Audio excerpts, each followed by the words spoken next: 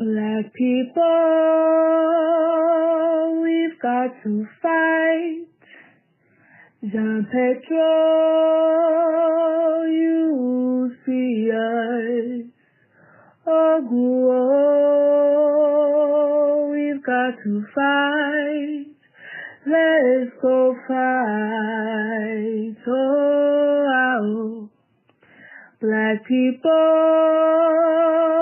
we've got to fight. Zumbi, you see us. Oguo,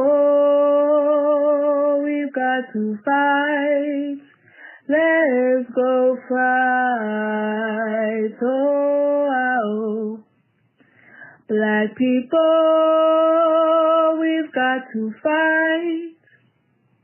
Yes, Santewa, you see us. Oguo, we've got to fight. Let's go fight. Oh, Black people, we've got to fight. Bookman, you see us. Oh, we've got to fight. Let's go fight. Oh,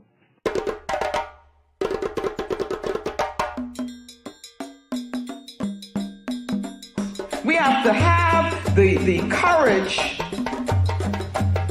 to construct our own reality. And that's what Garvey was talking about. Because he said he looked around, he didn't see what he thought should be there, and so what did he do? He didn't get depressed about it. He didn't get defeated about it. He said, I'm going to build the government that we need to have. Ooh, where do you get that kind of boldness from? So we got to go all the way back to Garvey, who said he would come again. He said he would be here with us, no matter how long it took. And I'm telling you that the way he comes back is in our work. Not honoring him in words, pomp, and all of that stuff, but honoring him through doing what he did. How many of us have the courage to do that? The man took on the world for us and in our name. And then we come to Sodai. And in this presentation of the paradigm, I'm going to make this like what it is we want to reach. So Sodai is translated clear word in Dogana language. And I use it to mean that here we gain understanding. This is sight with understanding. And it is seeing beyond what just we think we see with this physical thing. It's seeing beyond that. And so we gain vision, because that's what vision is. With vision, you've got to be able to use the imagination informed by the African spirit. And Brother Amos, who I work very closely with, was a good friend of mine. He taught me, and he would talk about imagination. Image a nation. Do you see? But that's got to be part of vision. To be a visionary, you got to see beyond this box here. You got to see beyond the ma'afa. You got to see what is it that our people rightfully should have, and that's what Garvey did. Garvey had a vision.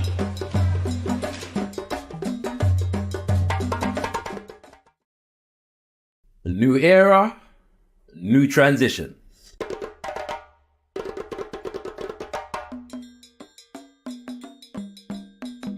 Greetings, this is Shakara, and it's been an honor serving you as director of gotkushTV.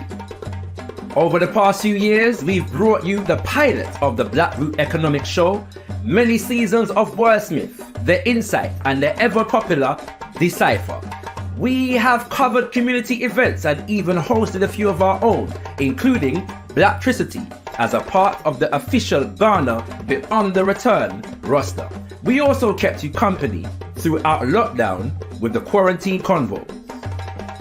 After a brief hiatus, we came back with our regular weekly interactive live show, Zivanai, keeping you up to date with current events around the black world, from UK to Senegal to Haiti and beyond.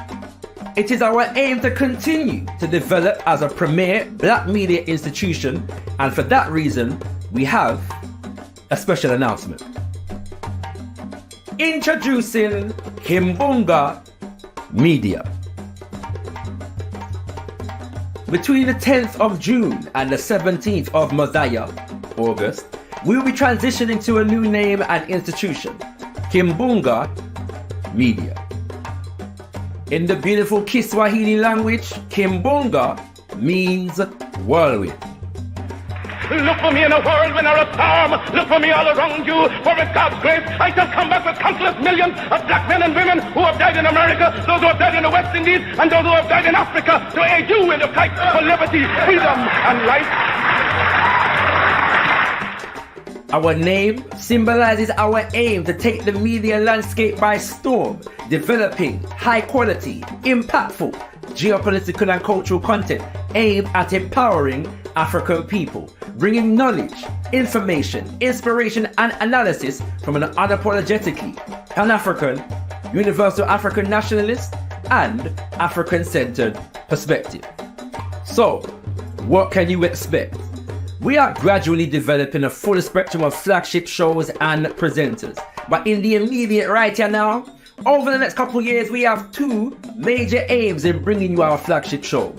One, the return of Kush Communiversity, bringing you high-level scholarship in all areas of people activity, featuring luminaries from across the black world.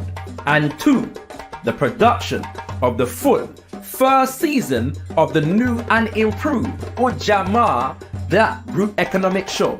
While we encourage you to develop and support black businesses, this show aims to raise our awareness of the political economy of today's world and popularize new solution paradigms in political economy among African people.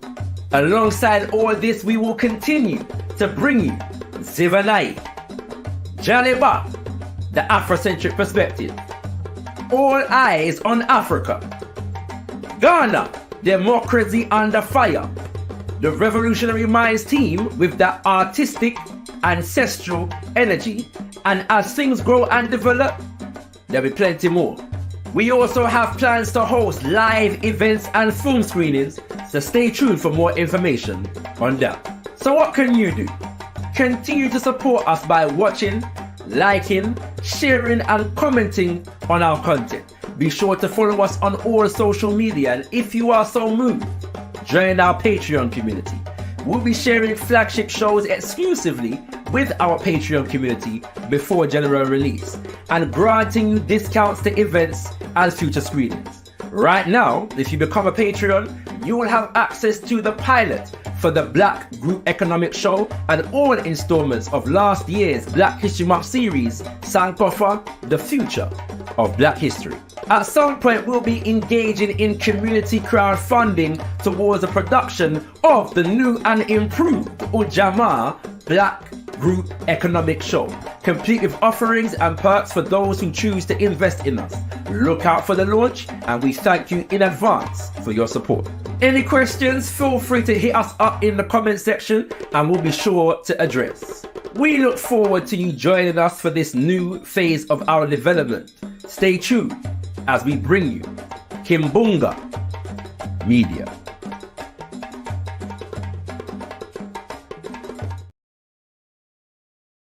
10-9 Mwali, be thankful unto the Mother, Father, creative life force of the universe, Kozai Muzimu Mukuru. We give praises unto our great ancestors, Abibi Tumi, Abibi Fahodie, African power and African liberation for all African people. Greetings and welcome, brothers and sisters. Yes, we are here today on this New Day, Thursday, the 11th of July, brothers and sisters. This is 10 minutes past the hour of 7 p.m. if you are in the UK, and you can situate your time from there, brothers and sisters, because we know that the gotkushTV, soon to be known as Kimbunga Media audience, is international. Yes, indeed, brothers and sisters, and we appreciate you for joining us from worldwide, wherever you are, brothers and sisters. We are just over a month away from the completion of the transition, after which we shall be known as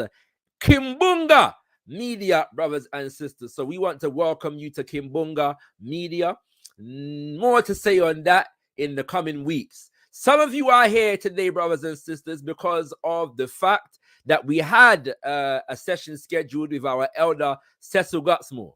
And so if you are here for that reason, let me let you know that do not worry. We have rescheduled with our elder Cecil Gutsmore, and he will be joining us next week, Thursday, the 18th, yes, of July. Okay, so we have that confirmation from our elder, and so that will take place on the 18th of July on the topic of, is revolutionary Pan-Africanism the praxis for African liberation now? So shout out to Elder Cecil, you know what I'm saying? You know, giving thanks for your works and your presence, and we look forward to joining you, you being with us next week, for our scheduled discussion, brothers and sisters. You do want to come through for that, because Elder Cecil always brings the insight. All right, brothers and sisters, quick note before I get into the show today. Want to repeat just some information regarding the relief for Hurricane Beryl that has recently swept through the Caribbean, brothers and sisters. And so you can drop off water, nappies, toiletries, baby formula, non-perishable foods, women's sanitary products, etc. at Mo Better Cuts, 316 Labrook Grove, London, NW10 5NQ. Or for South London, that's West London. For South London, you can go to 300 Old Brompton Road, London, SW5 9LB. If you would like if you would like a more comprehensive list of ways that you can contribute to helping our brothers and sisters in the Caribbean, Grenada, Jamaica, Barbados, Carriacou, Petit Martinique, St. Vincent, and a couple other islands, brothers and sisters, that have been affected by the Hurricane Beryl, check out our show, our live show on Ujima Day, Tuesday gone, and I go for a comprehensive list there. You can also follow us on social media and on our Patreon, and join our mailing list, if you would like information direct to your email as well, brothers and sisters. And with that said, let us get into our show for today. We encourage you to like the video as you come through. Hit the like button on the video as you come through, and share the link. Share the link far and wide. Make the people them know that Shakara is live with a conversation, an important conversation. What's happening in Kenya? Wagwan in Kenya, brothers and sisters. We know that you have seen it kicking off all over the news media. Yes, indeed, brothers and sisters. Nothing's are going in Kenya right now. And so we have a very special guest to help us understand what is taking place there, brothers and sisters. He goes by the name of Achola, brother Achola Otieno. He is a journalist and also happens to be the president of the UNIAACL, the Universal Negro Improvement Association and African Communities League in Nairobi, Kenya. He is the president of our branch in Nairobi, Kenya. And so it is an honor and a pleasure to host our brother today and get some insight from him. You would have seen a report that we shared a couple weeks ago on what is taking place in Kenya, and it was our brother Achola who actually wrote, that particular report. So without further ado, I bring to you brother Achola Otieno. Greetings, my brother. Greetings, Shakara. Thank you very much for hosting me in Kimbunga. Yeah, the whirlwind. As it is envisaged that the whirlwind has started here in Kenya, where Garvey's message said that it has to start from the east, and the sun rises from the east and then settles from the west. So freedom it is. and it is starting from the young people. And the young people reflects our ancestors, because most of them have taken the names from their ancestors, and your name is who That's you it. are, and your name is your spirit. So I believe the spirits of our forefathers and our ancestors are with the young people who are trying to at least articulate issues that kindly affect them. And I believe that even the God of Africa is with us, Yes. and we are going to transform the whole world, because what we understand today is that the government and between the government has lost touch with the people. That is the whole world. In the Yes. whole world, most of the government have lost touch with the people, and then the people are Yes. trying to come up with possible solutions that at least they can come and outwing most of these situations that they are within, finding themselves within the government. Yeah. Yes, sir, my brother. Thank you very much. And you said some interesting things there. I remember I'm reminded of a speech from Omowale Malcolm X, where he talked about the fact that it took for the Mau Mau in Kenya to really spark the liberation movement in the 50s and the 60s towards independence. Yeah. And so when you say that the sun rises in the east, and the whirlwind begins in the east, it looks like we may be repeating some history. And so as we begin our show today, I want to evoke the spirit of Dedan Kimati and all of the warriors of the Kenya Land and Freedom Army, Yeah. men and women who sparked a revolution in the 1950s. Definitely, the spirit of Dedan Kimati is alive in Kenya today. Yeah, it's true. Even the young people were all over the statues for these freedom fighters in town.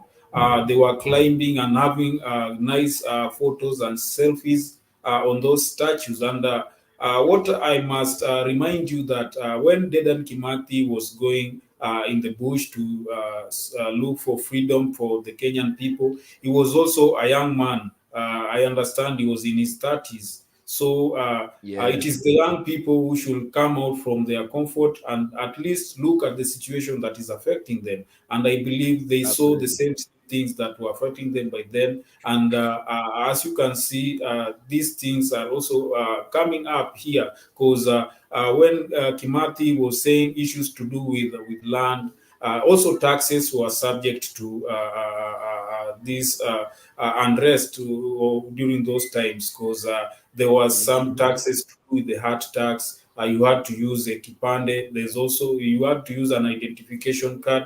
Even today, there's issue to do with identification card. You have to pay exorbitantly on issues to do with an identity card. It's more than even $10 to have a replacement of just a plastic card. So this is something that you can correlate and reflect them all together. So when we were trying to highlight issues to do with new colonialism and colonialism during that time, they are correlating, and and it is contributing a very great paralysis within the country. So Absolutely. young people have to just to rebel. Yeah. Absolutely, absolutely. All praises due to Dedan Kimati. All praises due to Field Marshal Mutoni. Let me call one of the names of the women warriors of the Kenya Land and Freedom Army as well. There was many women, Mama Njeri as well, who are leaders in the Kenya Land and Freedom Army. So that spirit is definitely there on the ground. Before we get into the specifics of the protest, my brother, and exactly what has sparked the protest, please provide for us, Brother President Achola, an analysis, and just give us some first-hand account of what is actually happening at the moment on the ground. Are people still protesting? Are people still out in the streets? What are people facing? We know that you've informed me that the numbers of people who have perished at the hands of the police may number into the 40s at this time. How do we come by those numbers, and how are the families of obviously, this sounds like a ridiculous question, but how are the families of those who have perished coping, at this time? What I can mention to do with the deaths, they keep on increasing day by day. Like, for example, Right. yesterday, there's a young boy or young man within this community that we come from. Lucky Sama here in Nairobi. He was found dead inside a dam. He's a student at Kenyatta University, though his parents stay in this community, and he participated in the demonstration, and he was part of the people who entered the parliament, and he produced some of his videos in his social media handles, and I understand that the moment when he reached school, he was abducted and then murdered. And when the autopsy were taken through, it is understood that he was thrown inside the dam when he was still alive, and he breathed through and gulped some water, and he had to die. So it is something that is continuing, and these young people are having tension. So status quo has changed, because today the government, through the president of Kenya, had to sack the entire cabinet secretaries, and the whole government now is under the hands of only 4 officials: the president, the deputy president, the chief minister, who is Musalia Mudavadi. That's a coalition aspect that they had during their engagement when they were trying to come up with a political pact. So, and the secretary to the cabinet. So there are only 4 individuals. And we understand that when the president hosted yesterday, no, the previous day, he had hosted these members of Kenya leadership, even included the opposition.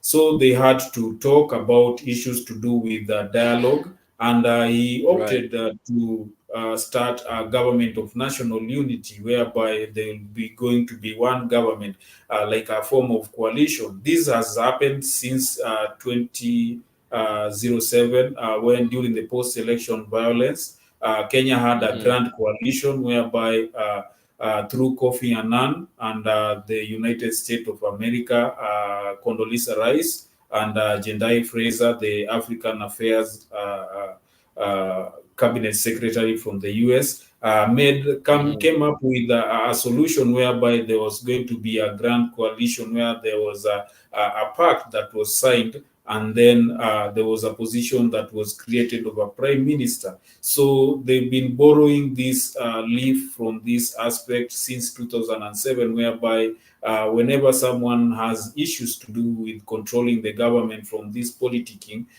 you come up with a coalition. I also remember back in 2005, after the referendum, there was also another coalition after there was a coalition that was formed between the opposition leader and the government. By then, the opposition leader was Uhuru Kenyatta, and he became part of the government, and it was called Government of National Unity by then. So it is something that has replicated itself today, and we are envisaging a situation whereby there is going to be a coalition, and the opposition side is also going to be involved within the government, so that we can come up with possible solutions that can highlight all the problems that we are envisaging.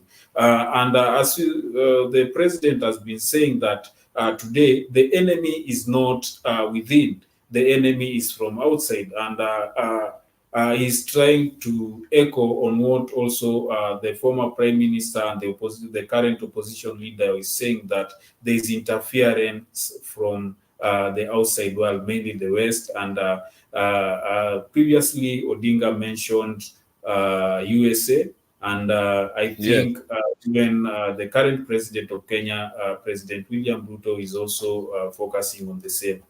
Yeah. Which is interesting, because Ruto was in America in May, at the end of May, to initiate the Kenyan troops into Haiti in the Caribbean, talking about how Kenya and America have endured and enjoyed 60 years of beautiful friendship, and they're looking to strengthen the ties between the two nations. So you're saying that now he's talking about foreign intervention and targeting the USA with foreign meddling in Kenya? Is that what you're saying? Yeah, no, I'm saying that is echoing the sentiment of former Prime Minister and the current opposition leader that there is Right. Western Odinga. Okay. interference in the government. For Right. example, Odinga mentioned of Godek and recently Meg Whitman. And today, Yes. also the president is saying that the West, but he didn't mention USA per se. I think he's trying to push towards maybe Russia or something because they've been having such differences. Remember when he was in the US, he seriously and in Germany or Canada or Italy recently when he went to Italy and even met the president of Ukraine, Sarkozy. No, the president of Ukraine, he seriously criticized Russia and he said that Russia should not meddle with other countries. And immediately when he came back, there was those forces, form of tensional forces, mainly from the youth. So he's trying to look at a situation whereby maybe Russia is the one that is trying to fund young people to protest because this form been realized before. So the government is trying to hold on any angle. So I believe it is a government that maybe is being drowned by water. You know, when someone is being swept away with the river, it tries to catch any other thing that it can settle on.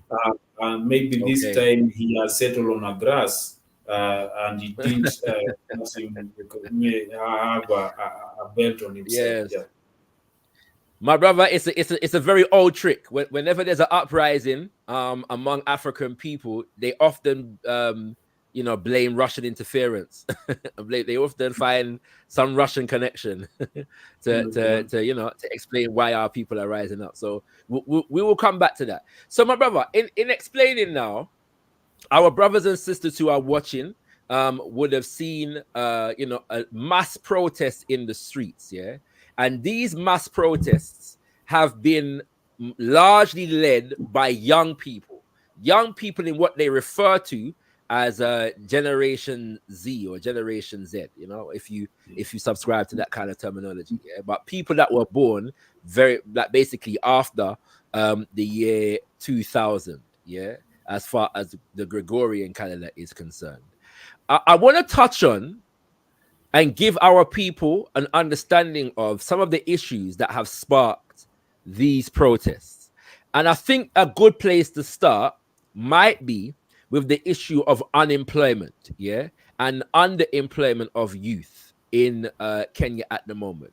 What can you educate our viewers on in relation to the unemployment levels and the underemployment of young Africans in Kenya, particularly educated, to the level of degree Africans in Kenya?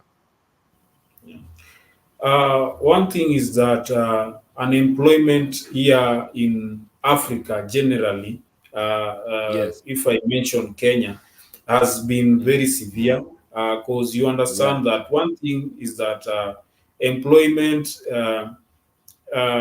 has contributed to a very high dependency ratio within even the family household. You find that unemployment here in Kenya has seriously contributed to loss of many young people, most especially into criminal activities and also other activities that are socially dispugnant, issues to do with prostitution and any other thing that can contribute to economical value on someone. So if I mention the issues to do with lack of jobs here in Kenya, is that one thing is that the main contribution of source of livelihood here in Kenya is agriculture, because it contributes more to the country's GDP, and then it also has several linkages that contribute to the economy of Kenya. So you find that most of these jobs going to do with agriculture are mainly attractive to the old generation, because of the education system that we had.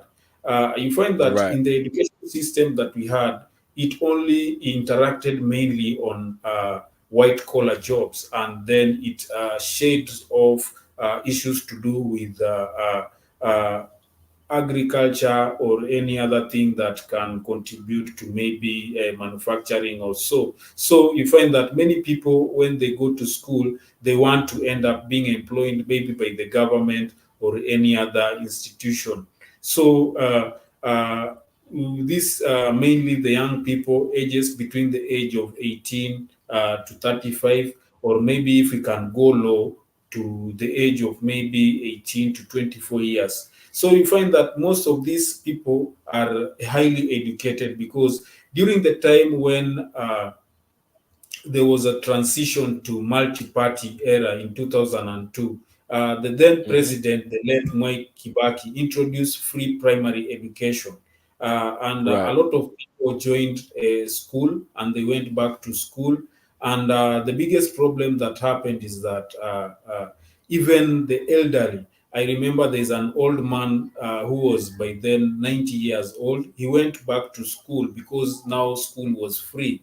And he even happened to be used as the ambassador of free primary education. His name was Kimani Maruge. He was around 90 something years. When he joined school, a lot of young people ended up joining school because parents could tell their children that, you will be nothing when you don't have education. So education was severely accepted by the whole country. And then there were also a lot of higher institutions that were established by the then higher education minister. By then was William Ruto, the current president. Yes. He introduced also a double intake of people to join the universities, and also every county had to have its own university. So by the time these young people were the age between the age of 18 to 24 were still young, they enjoyed most of these privileges. Even recently, the current deputy president in a meeting said that, we have a problem, and the biggest problem that we have is that there is no jobs. Because even and he was talking to university graduates during a graduation ceremony. He said that, what, even if you graduate, you must know that there are no jobs. So I think this was times last year, and this thing became as a shocker to most of these young people. So they were like, even a survey was conducted, and most of these young people said that, what, we did now prefer to start our own jobs other than starting going for employment. And most of these they were not sustainable, because the only option that they could have seen was mainly on the spheres that the government was showing. For example, you can't invest where you are not in line or intended. For example, the government was focusing on issues to do with agriculture, housing, manufacturing, and maybe other issues to do with health. So when you are not in line with that, then automatically you'll be out of businesses. So young people could not break even in most of their businesses. So definitely they started having issues and also complaining back to the government, because the government had already promised them on setting up apparatus that were not envisaged and had a reality. So you find that most of these jobs that they ended up creating were in through technology perspective. So when they started having these income generating activities, maybe through content creation and activities that are just come by through luck, or maybe something that someone was just trying an error, and then it just ended up giving them some income. Maybe, for example, in the YouTube channel, someone has his own YouTube channel whereby he's showing some content and then receiving some small income out of it. And the government says that most of these things are having money, when maybe a content creator can just come up with something and then start showing people, and then he has money. So during the time when the government was coming up with a financial policy whereby in every budget, when they have a budget, there must be a financial policy that have passed through the parliament, that is the finance bill.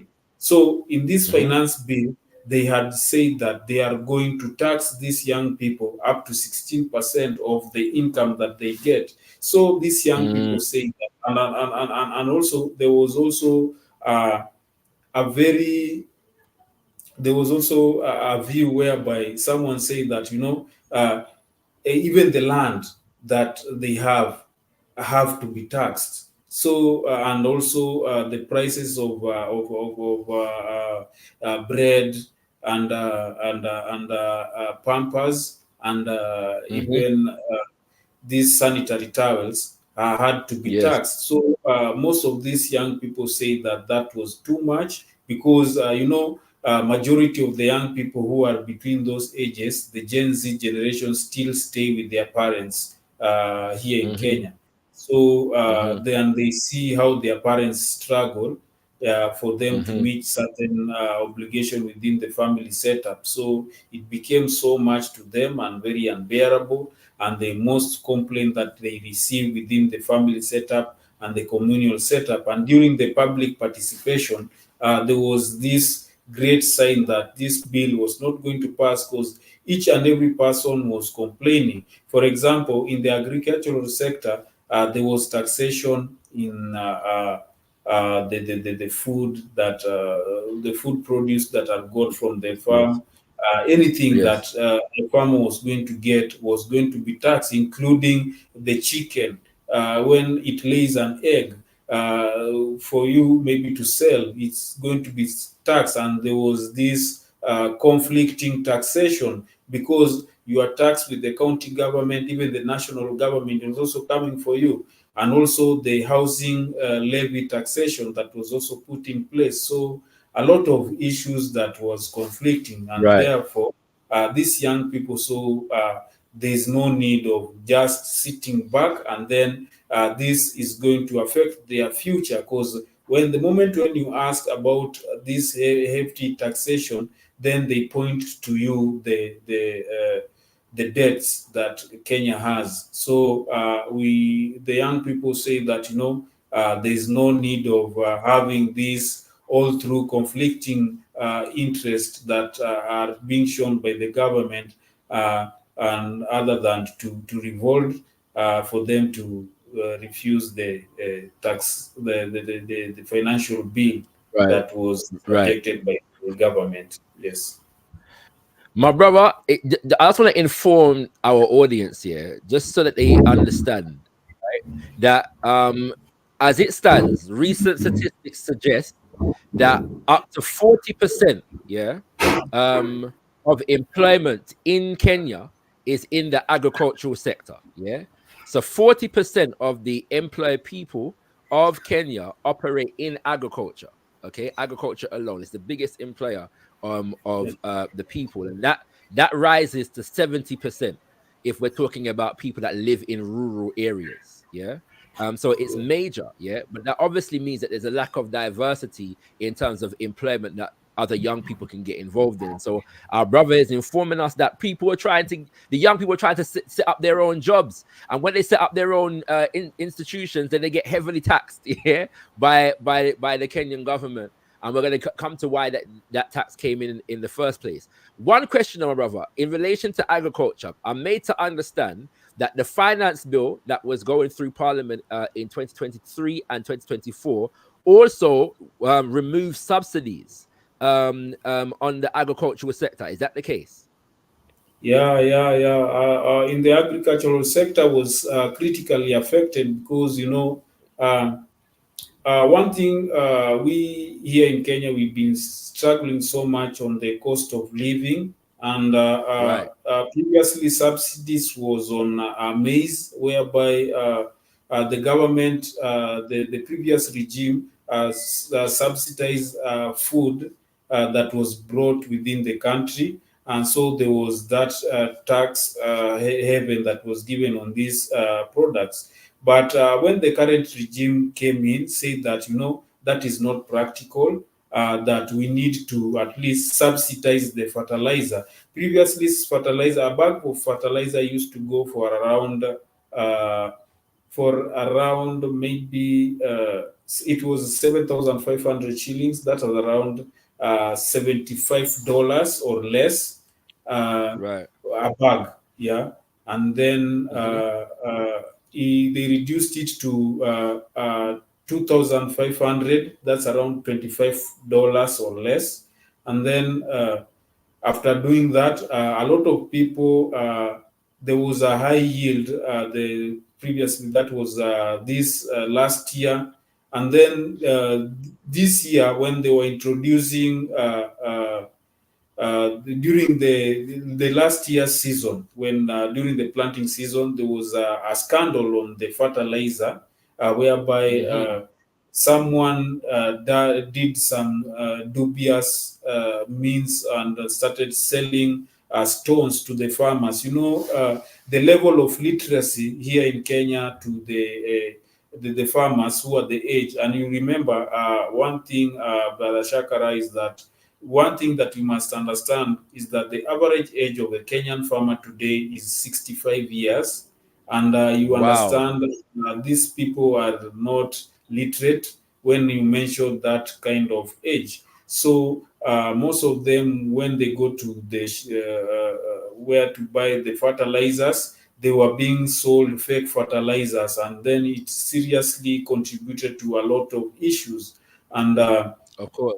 this seriously affected the yield of this particular time. So you find that most of these young people, maybe who had maybe gone to start doing maybe farming and something, the previous year you get a high yield, and then this time around your yield reduces, then you automatically boil up and then start complaining. So Mm-hmm. what I can mention is that agriculture has mainly been a source of livelihood, mainly to the aged.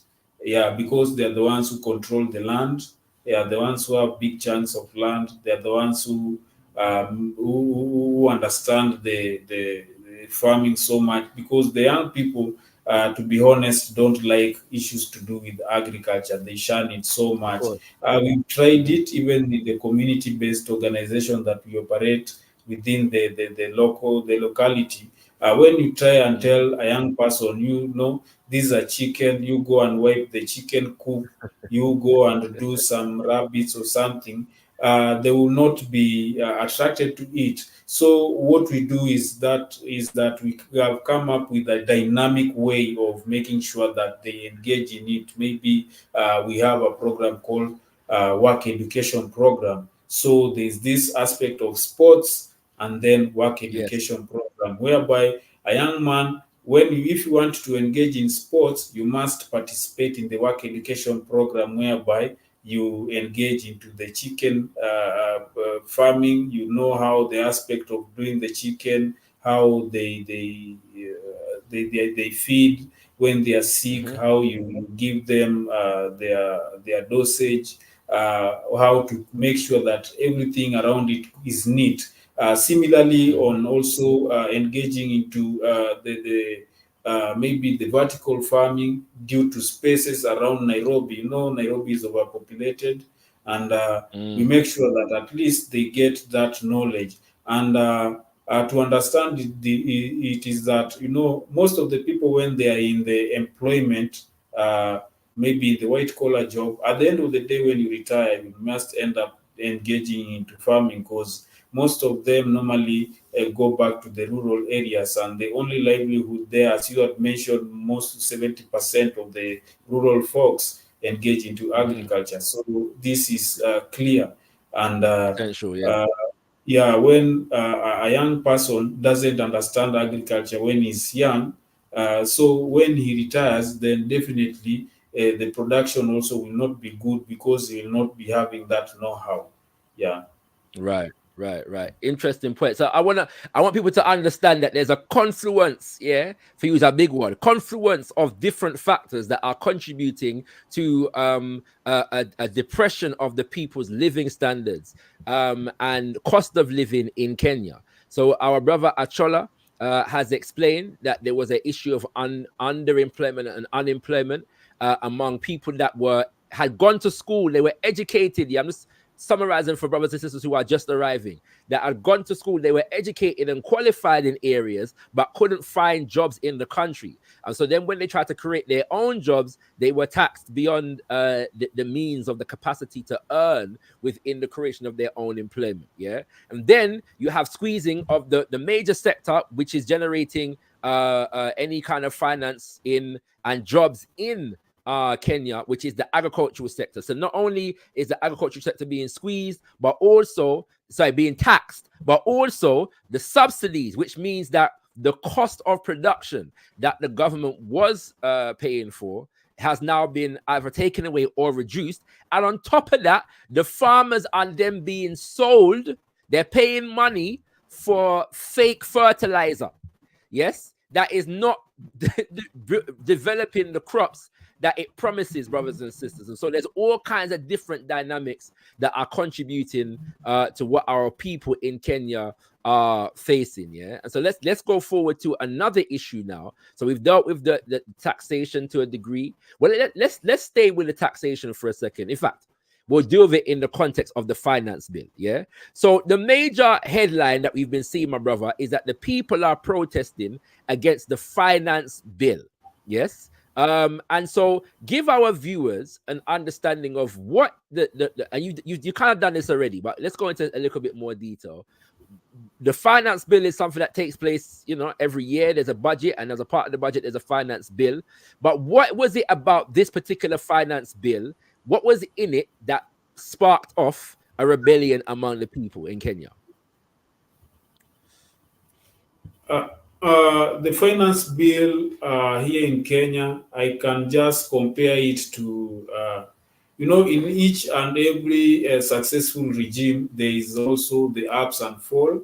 For example, the finance bill was, the people of Kenya believe that finance bill was not prepared by Kenyans.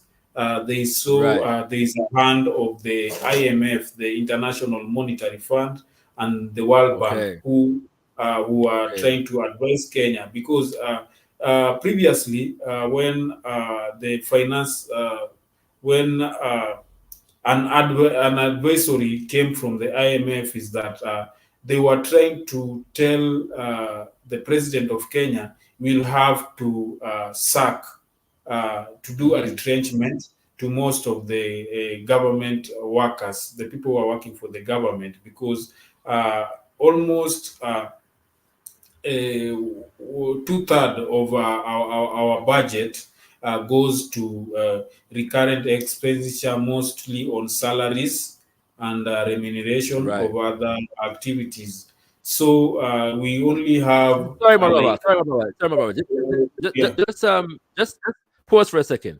Did you say that 2/3 of the budget of Kenya goes to paying salaries? Is that what you said? Yeah, salaries and recurrent expenditures. Right. So we are salaries and recurrent expenditures.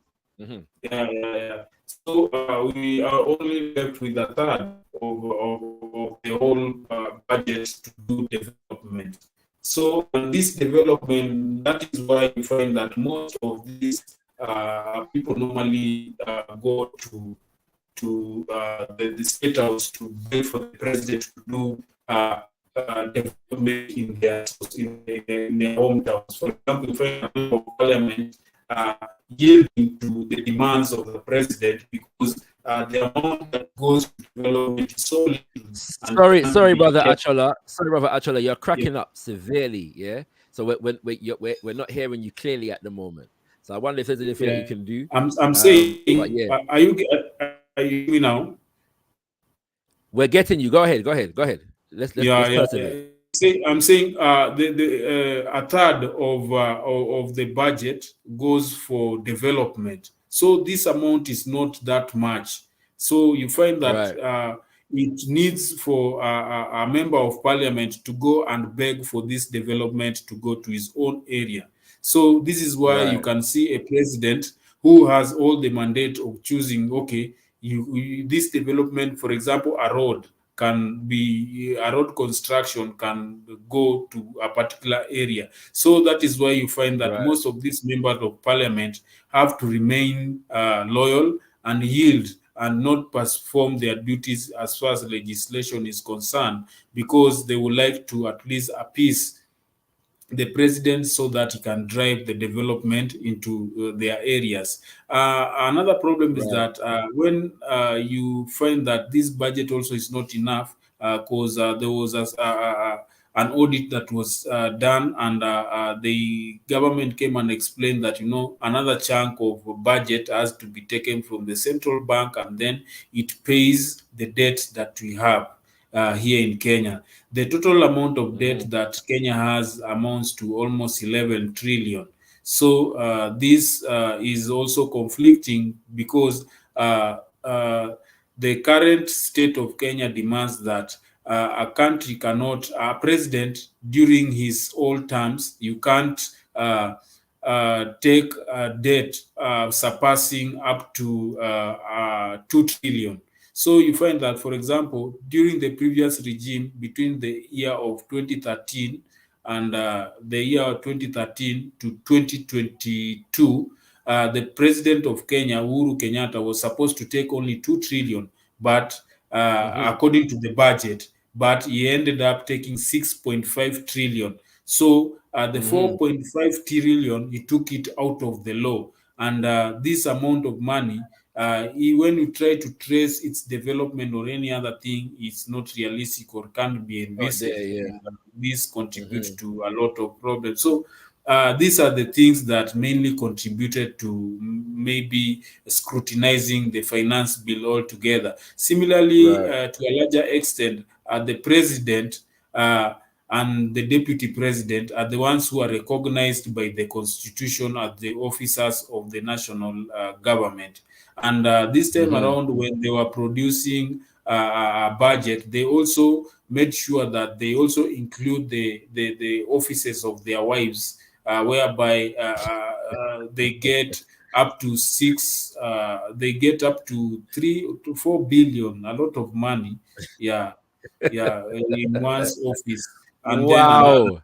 So when they were trying, and again, sorry, brother Achola. Sorry, let me ask you a question on that, because you said that they include their wives. Because I know that the wife of President Ruto was somehow involved in the fertilizer scandal as well. So is that part of how she becomes involved in that scandal because of this, of how the budget was allocated?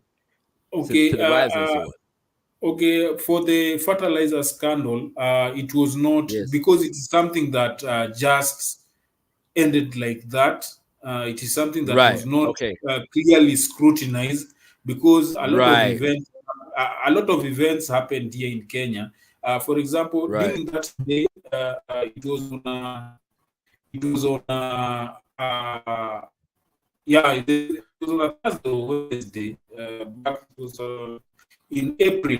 It was around April when they were comparing Uganda and Kenya. You know, in Uganda there is a very high yield of food, because, and also Uganda is also known as the palm of Africa and the feeding basket of East Africa, because of the abundance production of.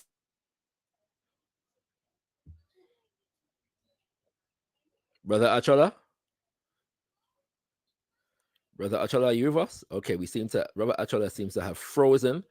Brothers and sisters, so we'll wait for the thing to clear. All right.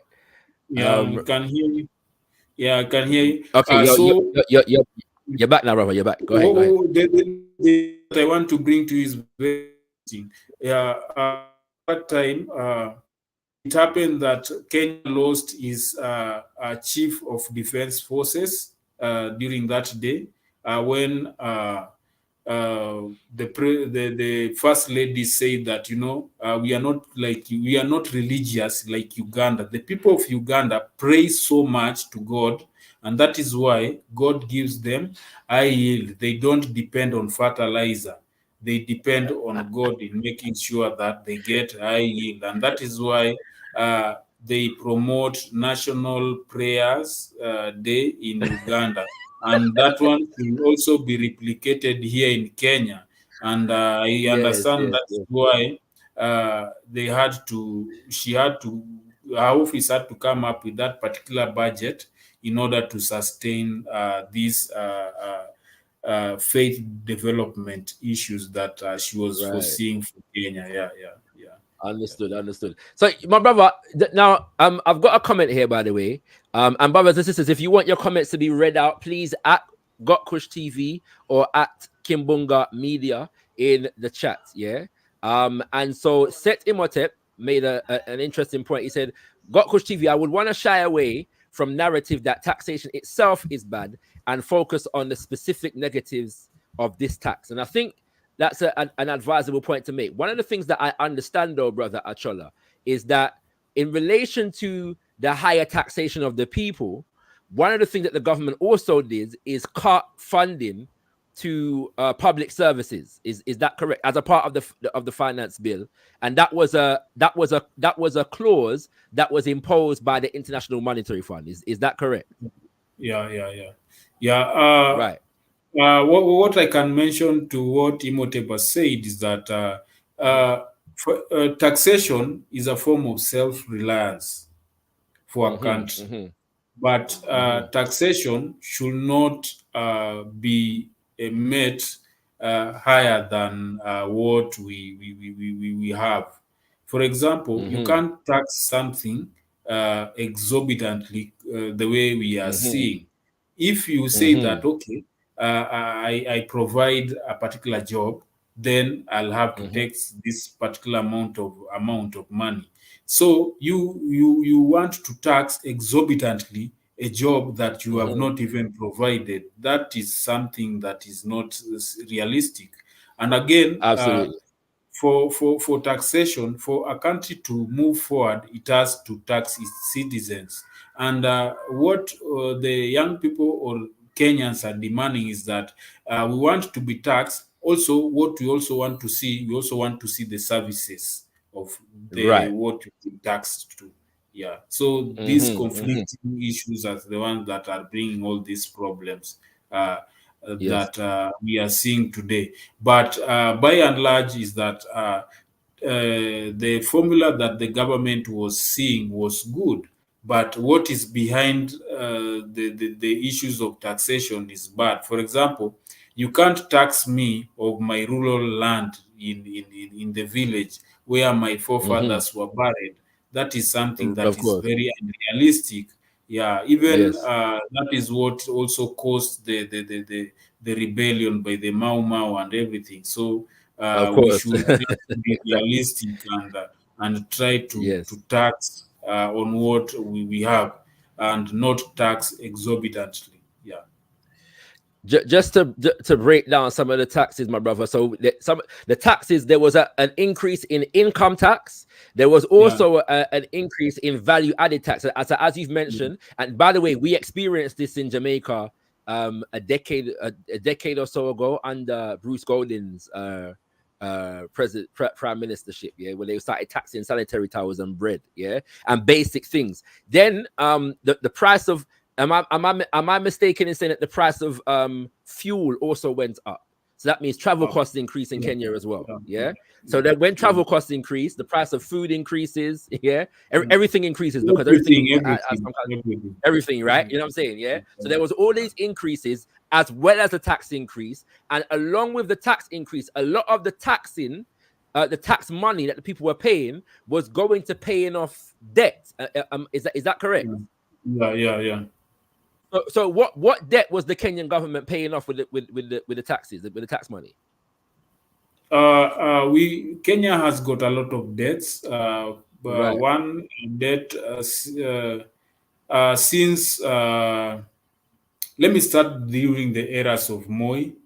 for every 100 shillings that used to be taxed, 18 shillings used to go to tax, to Right. paying of debt. For every Right. 100 shilling that is tax, then Right. 18 shillings used to go Mm-hmm.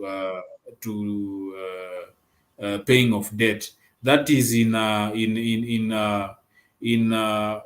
year, we used to collect around 157 billion shillings Right. in a year.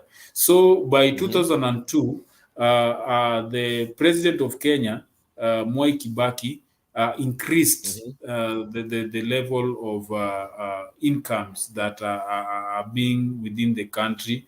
He Mm-hmm. expanded most of income areas within the government, and taxation Yes. increased, and it reached to around 1 trillion. And then Yes. we didn't increase the taxes, he increased the Okay. opportunities.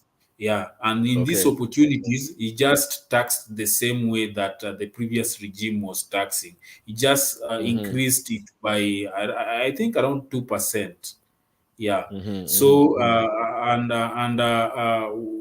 in the debt that he took, we saw a lot of development. For example, a lot of infrastructures to do with the road and schools, and the international airport was also improved Mm-hmm. through his regime.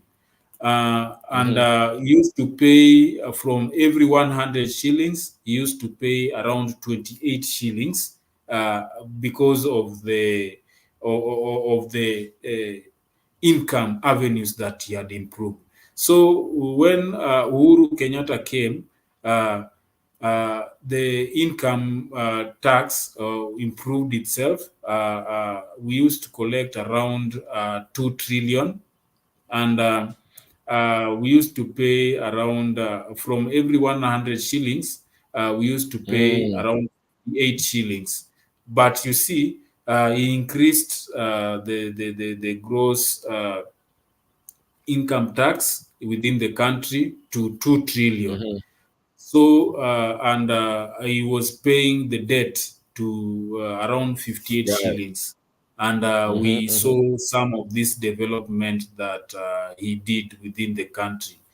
Okay. Recently, when this government came, Mm-hmm. it apparently, let me say, they've collected around 500 billion or something, uh, Mm-hmm. a little lower compared to the previous regime on how it used to collect.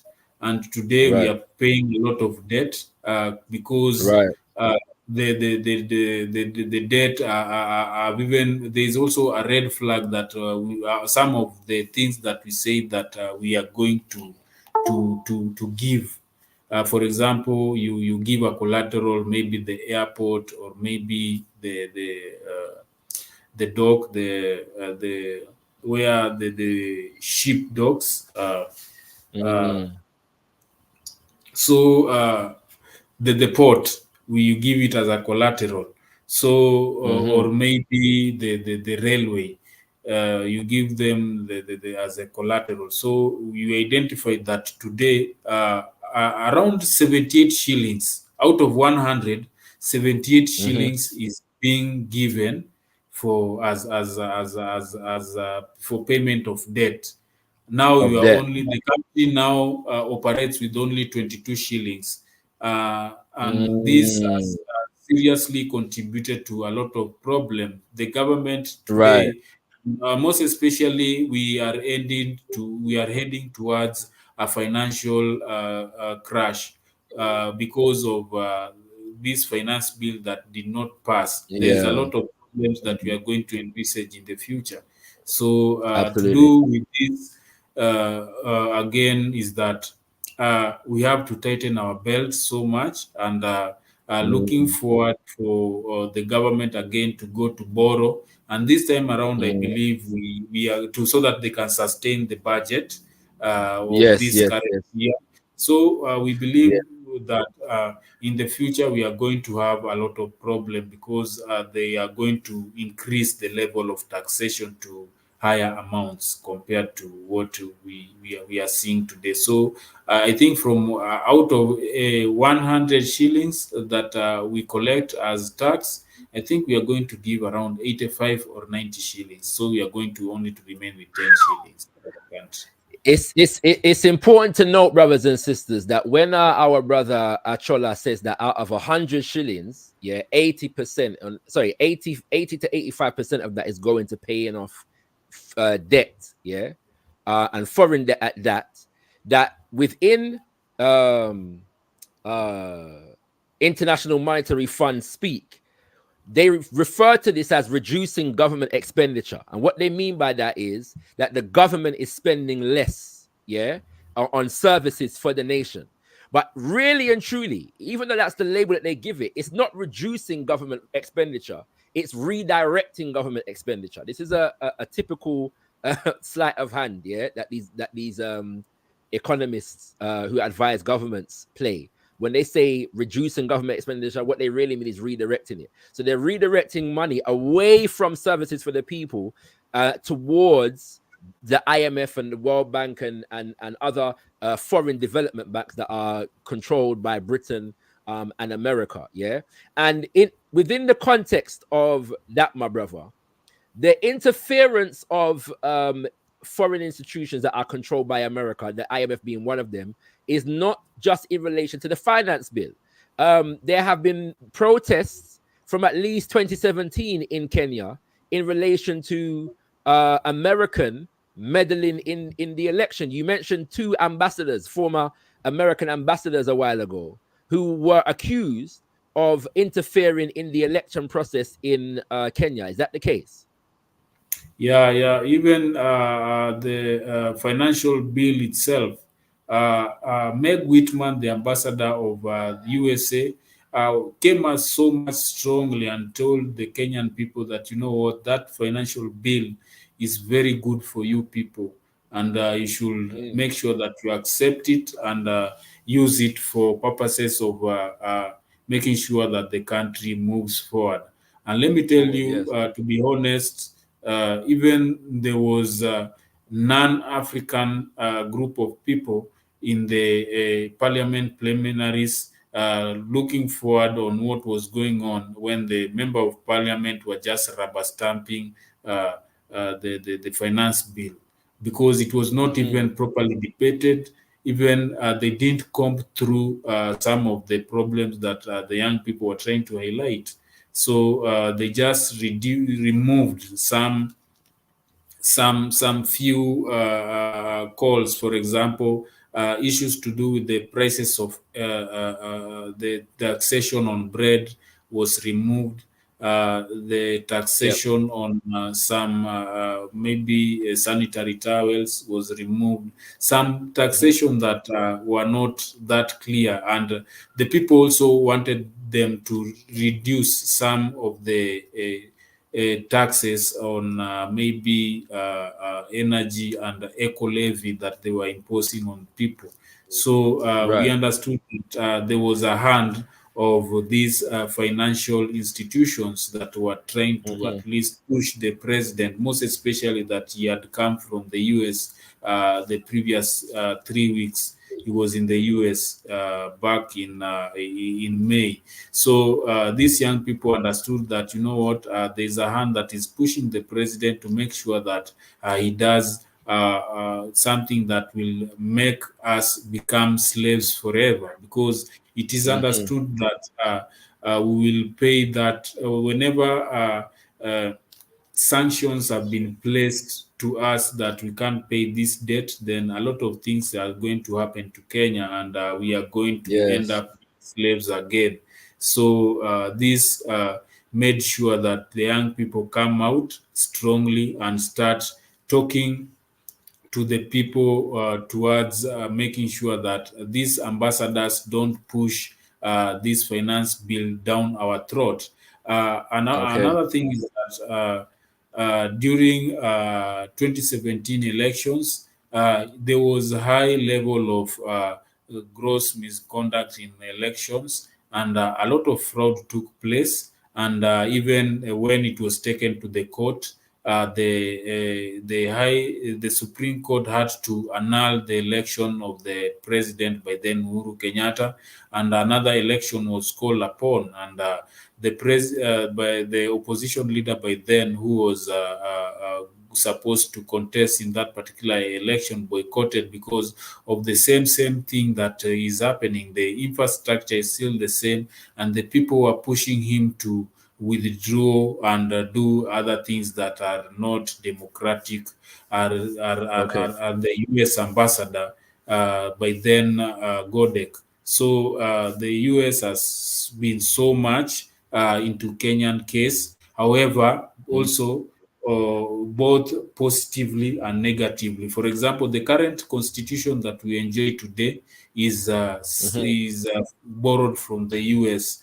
Previously, we used to have 3 levels of governance within the legislative angles. We used to have the president, the member of parliament, and then we used to call them councillors. Today, we borrowed the same things from the US, whereby we have member of county assembly, we have a county led by the governor. We also have senators, which was not there before. We have the member of parliament. We also introduced an aspect of gender 2/3, whereby there is a women representative in all the 47 counties, and also we improved the judiciary and made it much stronger and made sure that it is independent, and also bringing the aspect of Supreme Court. Previously, the highest court was just the Court of Appeal, but today we have the Supreme Court, just like the US. So I believe to sustain all that, when you come up with a constitution, there are some members of staff who should guide that particular constitution.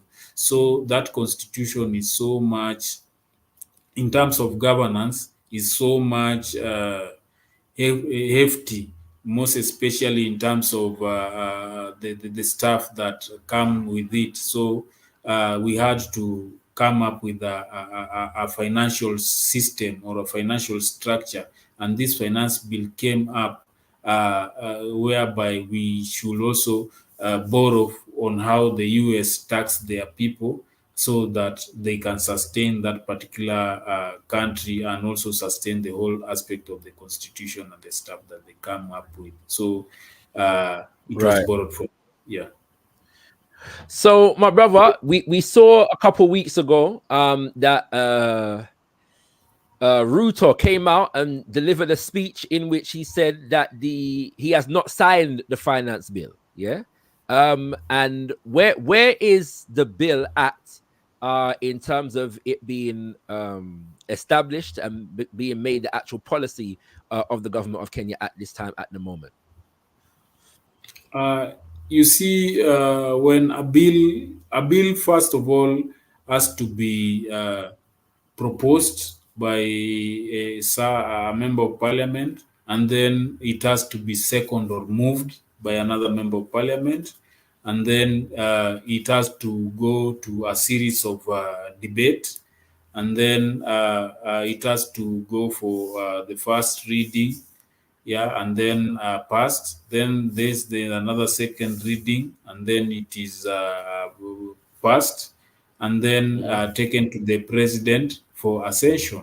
So this particular situation that took place is that the president whipped his members of parliament to make sure that this bill passed, of which the members of parliament delivered through thick and thin. But the most unfortunate part is that the young people and Kenyans at large charged so much, and they made sure that they reached parliament, and this has never happened anywhere in East Africa. And if the government, if maybe it could have happened during the ancient time, what happened in Jericho when Joshua had to surround Jericho 7 times, and then the sun had to stand still. If it could have happened here, definitely, I believe President Ruto could not have been the president of Kenya today. Yeah, I'm very very sure about that. All right, Robert. yeah. So the people now in and around the 25th of June take to the streets. Yeah. What can you tell us about how the protest was sparked off? You know, there's a lot of talk about peaceful protest versus violent protest, but we know that upwards of 40 people have been slain at this point. So how did the protest in fact, sorry, before I complete my question, let me just say, brothers and sisters, that you are tuned in to Kimbunga Media, and we are speaking to President Achola Otieno, who is the UNIA ACL president in Nairobi, Kenya, brothers and sisters. The legacy of the most honorable Marcus Garvey in Kenya is with us on the platform right about now. And so he's a journalist, among many other things, brothers and sisters, and he is educating us about the background in terms of what went into the Kenya protests and uprisings as we see them at the moment. We've been over a number of issues. We're going to be around for another 15, 20 minutes, yeah? So if you would like to ask Brother Achola a question, we encourage you to get your questions typed in the chat right now, yeah? Or forever hold your peace. You can do so by just simply put in the @ at gotkushTV or at Kimbunga Media, and that just lets me know that that you are trying to appeal to myself as opposed to speaking to somebody else in the chat. And there's a lot of good, beautiful, rigorous conversation taking place in the chat at the moment, brothers and sisters. So we give thanks for that. But if you would like for your comment to be read out, please at gotkushTV and at Kimbunga Media, and we'll get to you. No doubt. All right. Having said that, brothers and sisters, there's a lot to look into in terms of this issue. And so we are going to be doing another session of what's happening in Kenya next week, Wednesday. Next week, Ujama Day, brothers and sisters. Next week, Wednesday, that is the 17th of July. And we're going to have another guest from Kenya, who is our brother, William Sakawa. Yeah. Who is also a journalist in Kenya, brothers and sisters. So we're going to get into even more in that particular discussion right there. So do stay tuned for more information on that. So, you know, what we don't get through today, we'll get through in that session and sessions that come after that, brothers and sisters, because I'm sure we're going to be inviting Brother Achola back to get into even more with us. And so I want to get now, Brother Achola, into the actual protest, yeah, and the activities of the people. Were there specific organizations, yeah, that sparked this particular demonstration or protest, or was it spontaneous? Did people just start taking to the streets? What happened? How was it sparked off? What I can say is that this demonstration even shocked me because I've never witnessed such form of demonstration in my life. First of all, what I can mention is that it was convened by the children of the bourgeoisie. Yeah, you know, the bourgeoisie, at least the middle class people have are quite different. On the first days, they're the ones who started going to the street and calling upon other people to join them. Remember, the bourgeoisie are the ones who can at least give their children good education, because most of these young children that I saw the first time, they were very articulate. They were based on issues, and they came up with tenets that they wanted to be observed.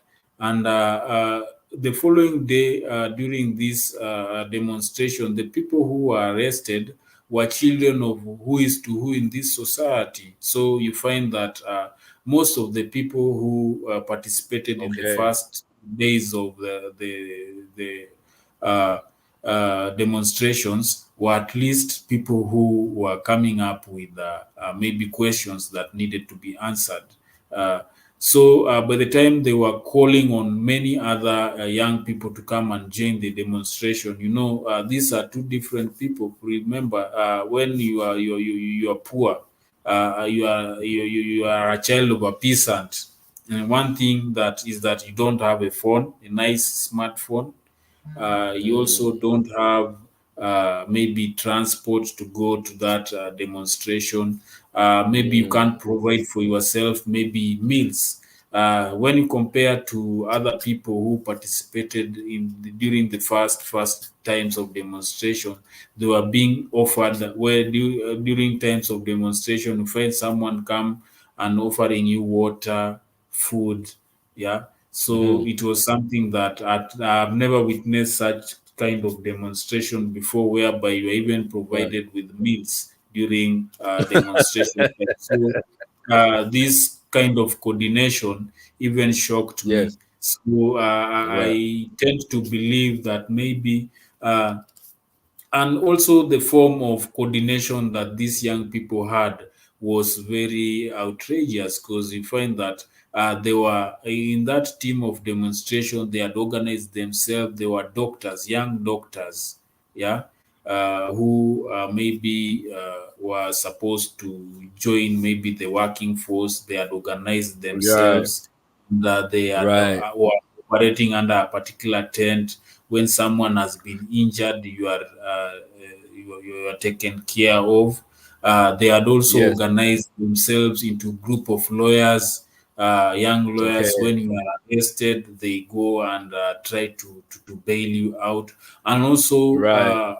this time around, I can give thumbs up to the journalists. The journalists played a very critical role, and I think they were at the center of everything of Okay. what was Okay. happening. Yeah, because they were the ones who had all the facts put together. Because the most of the people who were participating in this uprising were well informed. They were getting a lot of information, including Okay. video clips of previous statements were made by these politicians. So they were at a fix. So by this, it means that it is something that was done very clearly, and it is something that maybe in the future, when it reaches a time when maybe someone is going to be answerable, or any other case is going to be taken upon someone, then you will have a tight a tight question to answer, because of the facts that are around this kind of demonstration. Yeah, there was a lot of organization, and one thing that made shocked me is that it was simultaneous also, because also in the Right. village, in the rural areas, young people were speaking in the same language. So as Okay. things keep on unfolding, that is when we understand that, okay, maybe it was political, maybe it is something that has been orchestrated by some people. But I believe when things keep on unfolding, then we'll come and understand what is Right. clearly behind these people, young people, because at the moment things have just cooled down, and they are Yes. Yes. just Yes. going maybe per counties. Yeah. Okay. So maybe a week or so ago, the number was 20 something people, and you're saying to me that now upwards of 40 people have died. How Yeah. did the violence how did the protests escalate to violence in that respect? And what are the circumstances under which people began to lose their lives?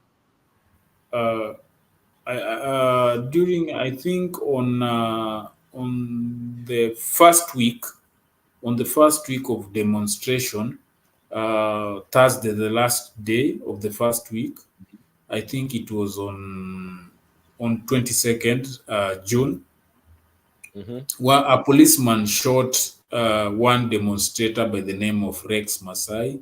And Hmm. this didn't go well with a lot of young people, because they say that, Hmm. one, they were peaceful, they didn't want to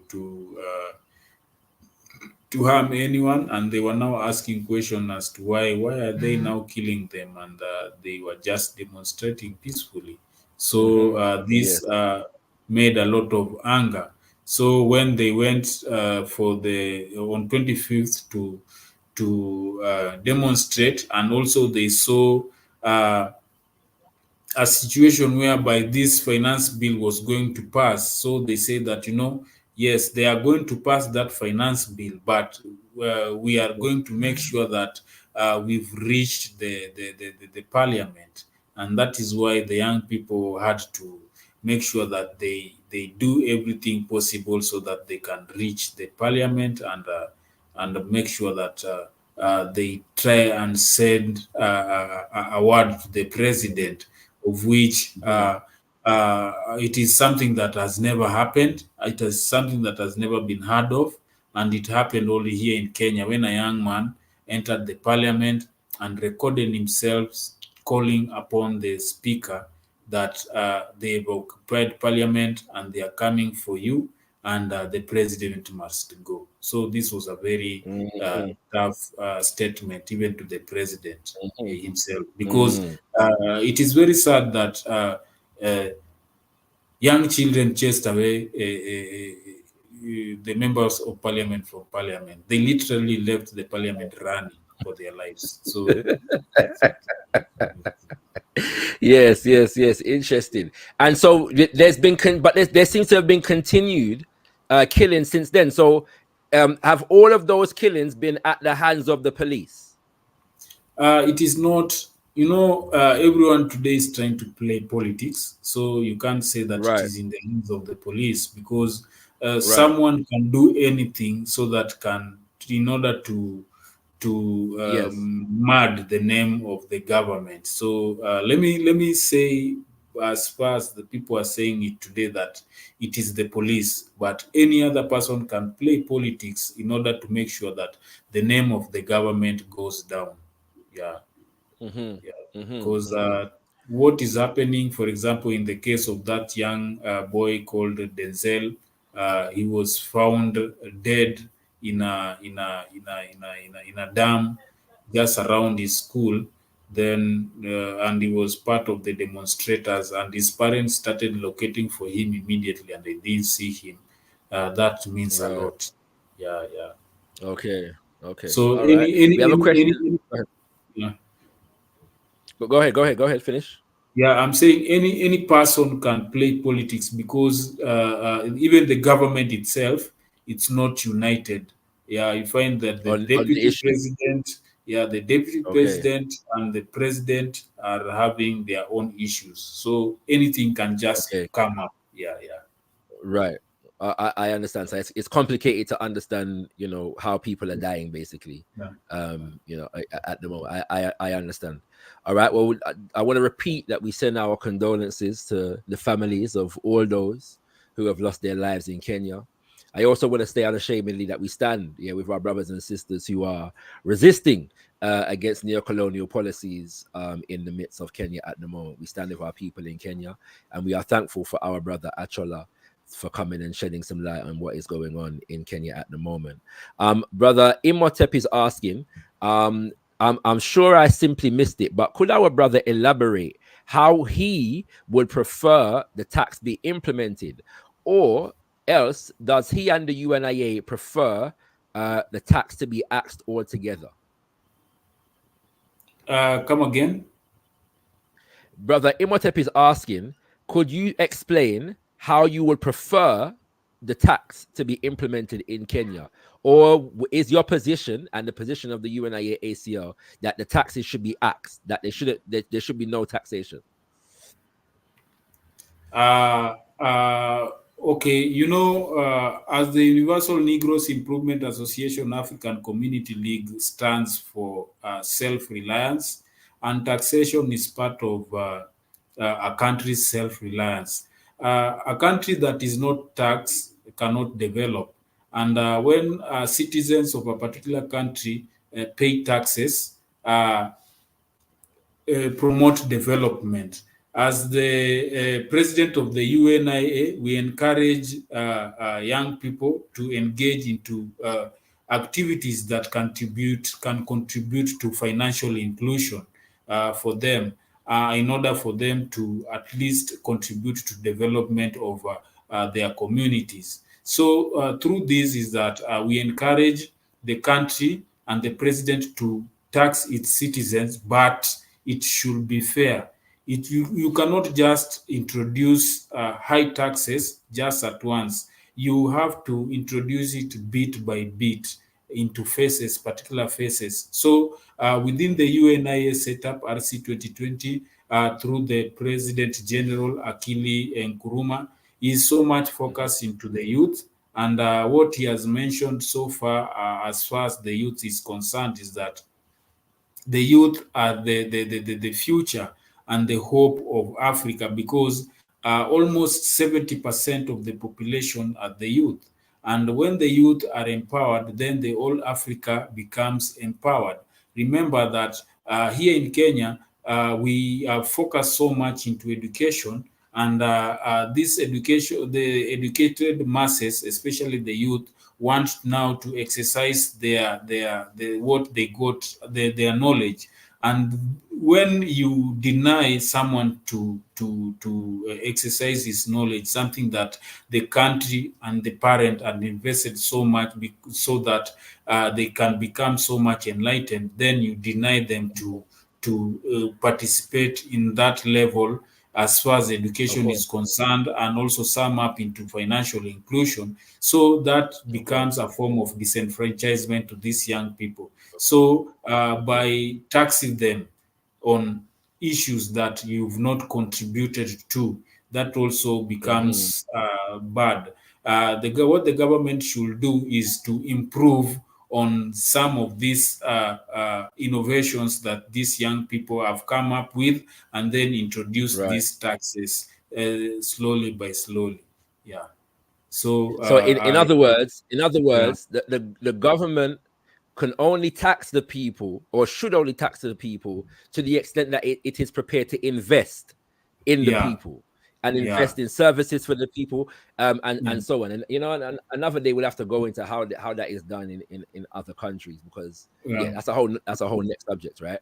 But the other thing I want to emphasize, brothers and sisters, that what has happened in Kenya is not just a raising of taxes, but a reduction in the spending of public services. So the money that might have been spent on schools and hospitals and infrastructure development is now going to pay off IMF loans and World Bank loans and Bank of America loans and so on and so forth. Yeah, that is what is happening. Right. So the people are not just protesting high taxes, they're protesting high taxes with a reduction in public spending. That's what they're protesting. Go ahead. And to a larger extent also, there is that issue of an odious debt. Yeah. Right. Yeah. So we according to law, is that there's amount of money that when you want to take a debt from someone, you have to maybe have a guarantee. Yeah. Someone who guarantees you.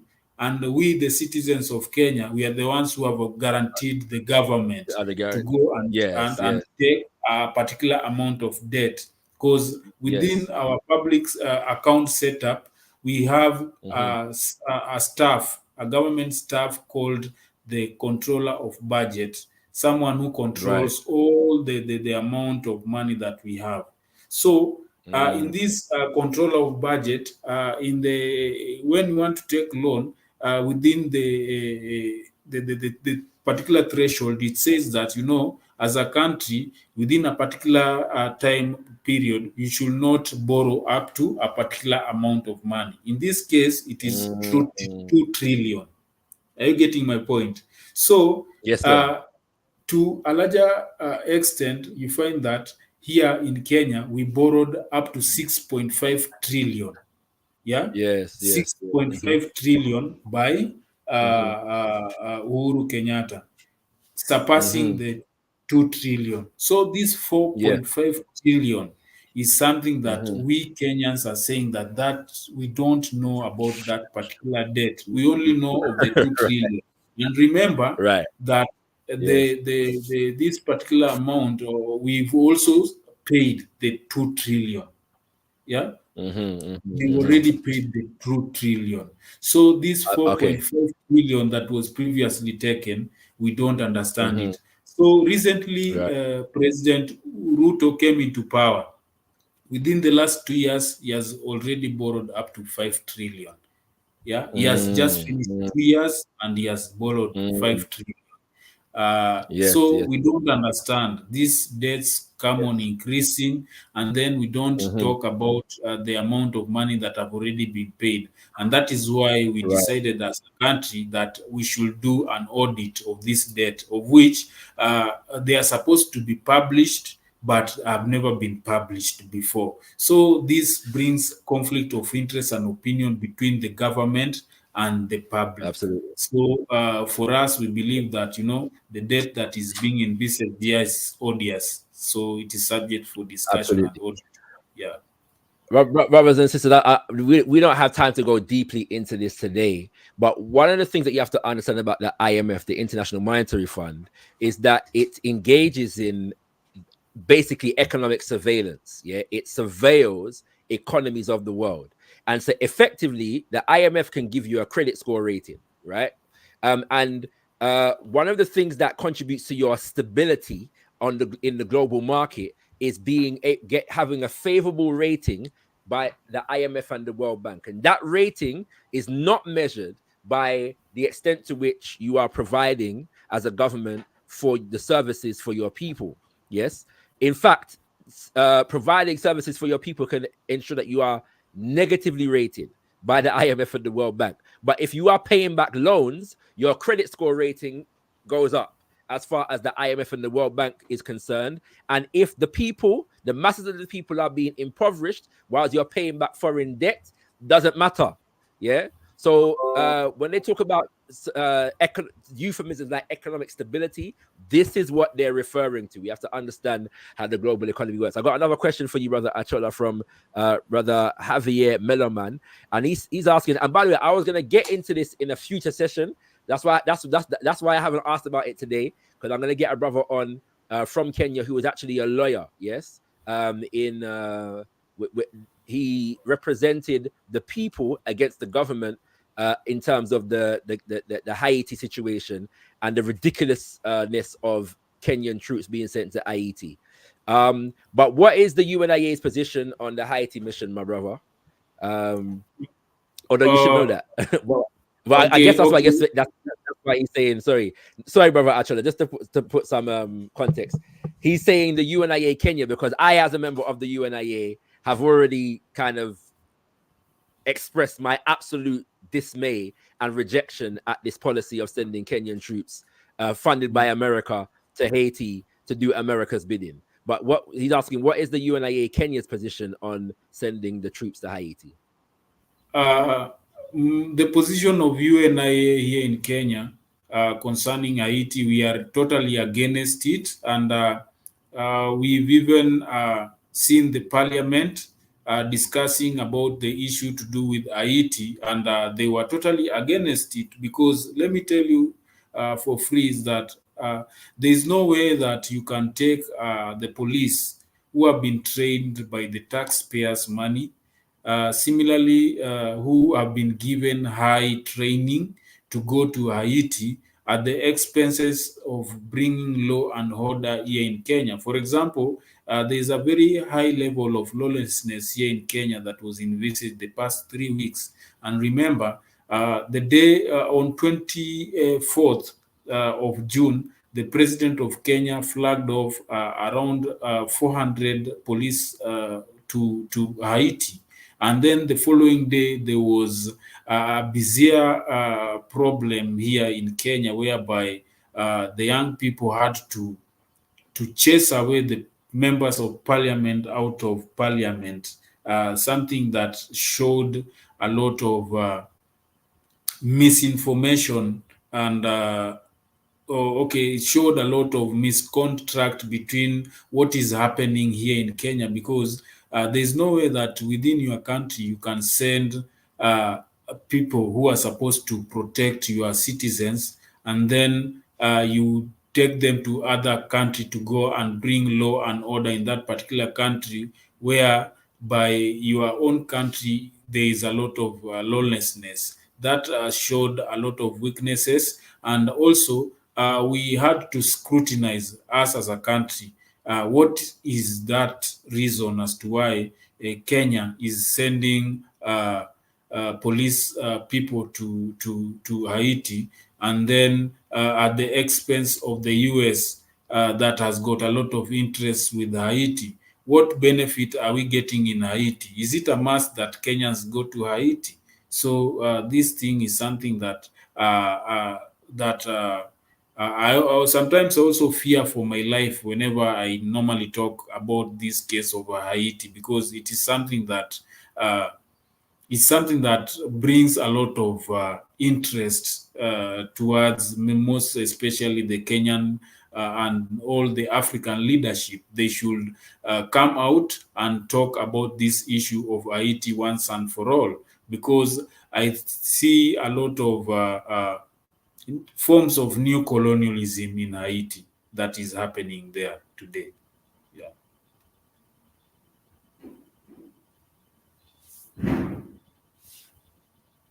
Sorry, I was on mute there, brothers and sisters. Yes, but you have written a piece, my brother, The Whirlwind in Kenya, which we're going to be sharing with you, brothers and sisters, soon. So do stay tuned for that. But in it, you have called for you say lastly, you're calling for a post-colonial economic conference. I wanted to get the language correct. Yeah. A post-colonial economic conference in Kenya. Why are you calling for a post-colonial economic conference in Kenya as a part of the solution to the problems that are being faced in Kenya at the moment?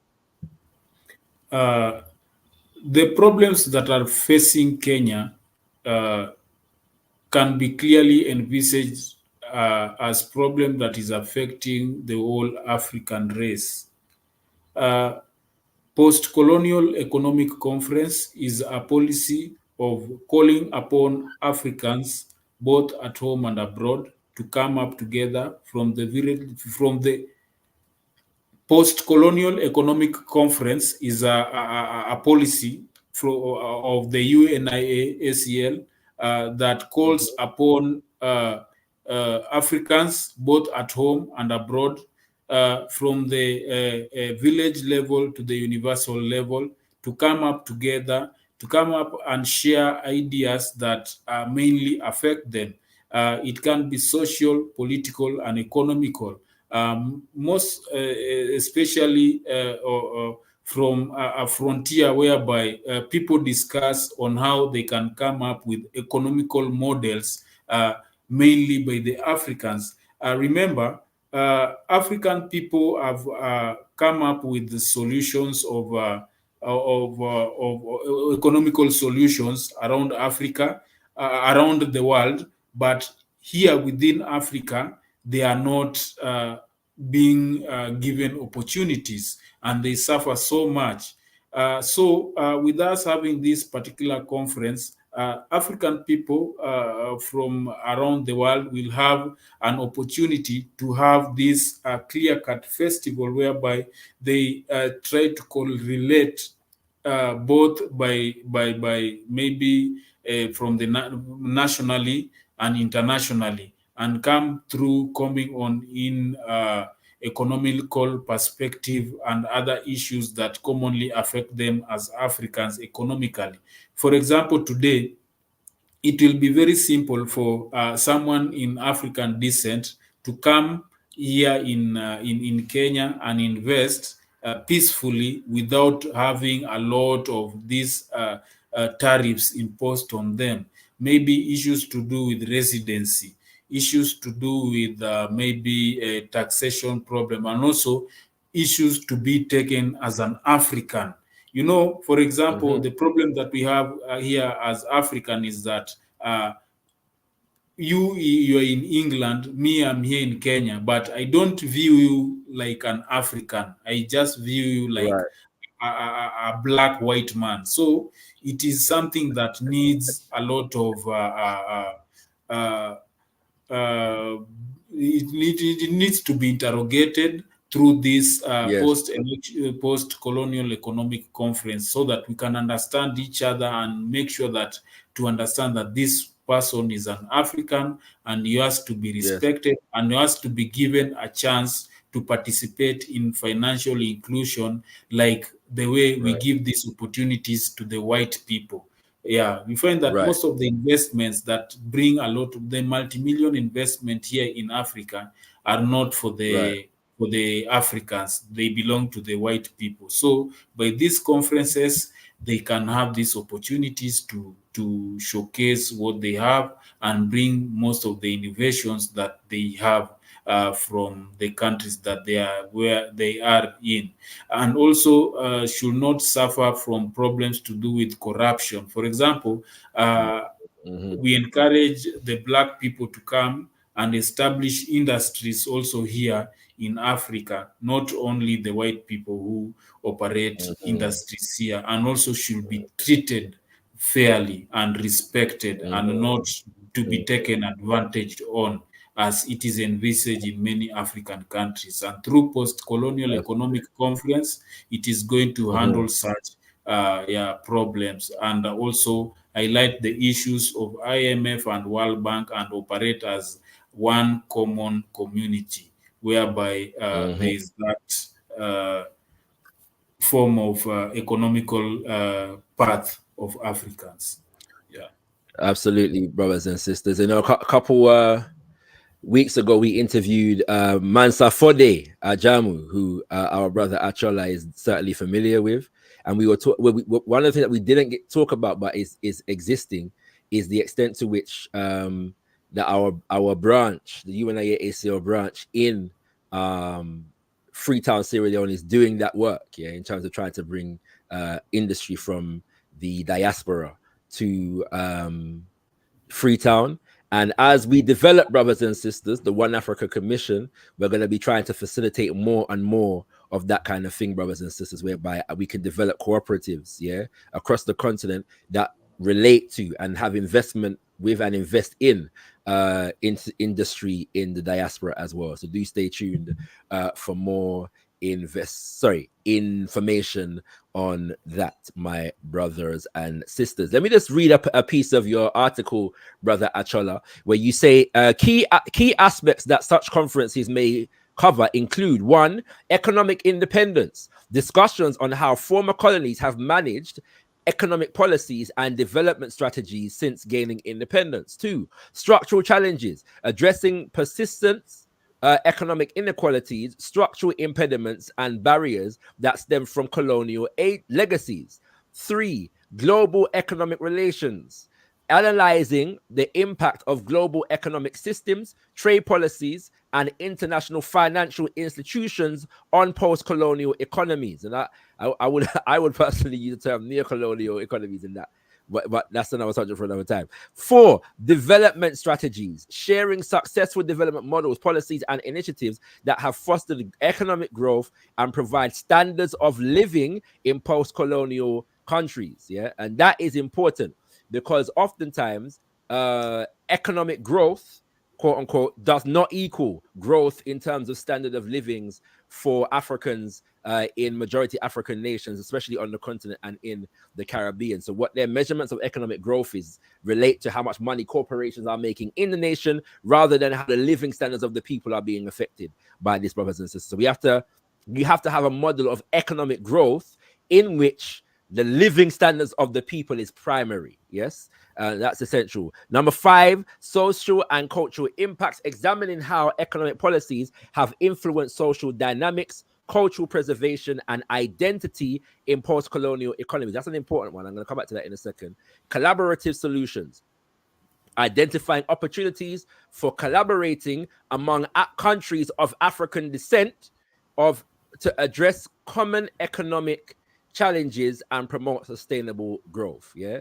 So we are not just talking about British and American corporations, you know, our markets are open to you. What we are saying is, come, African people, let our markets be open to each other. And in that context, our brother Machola is saying that addressing recent demonstrations led by Generation Z is in Kenya requires a nuanced approach that acknowledges the need for an African fundamentalist perspective rooted in indigenous values and contextual realities. He says African fundamentalism in this context involves understanding and addressing these protests within the framework of African values, cultures, and histories. What do you mean by that, my brother, in terms of the importance of viewing it from an African fundamentalist perspective? And I'm going to end with this question here. What we understand is that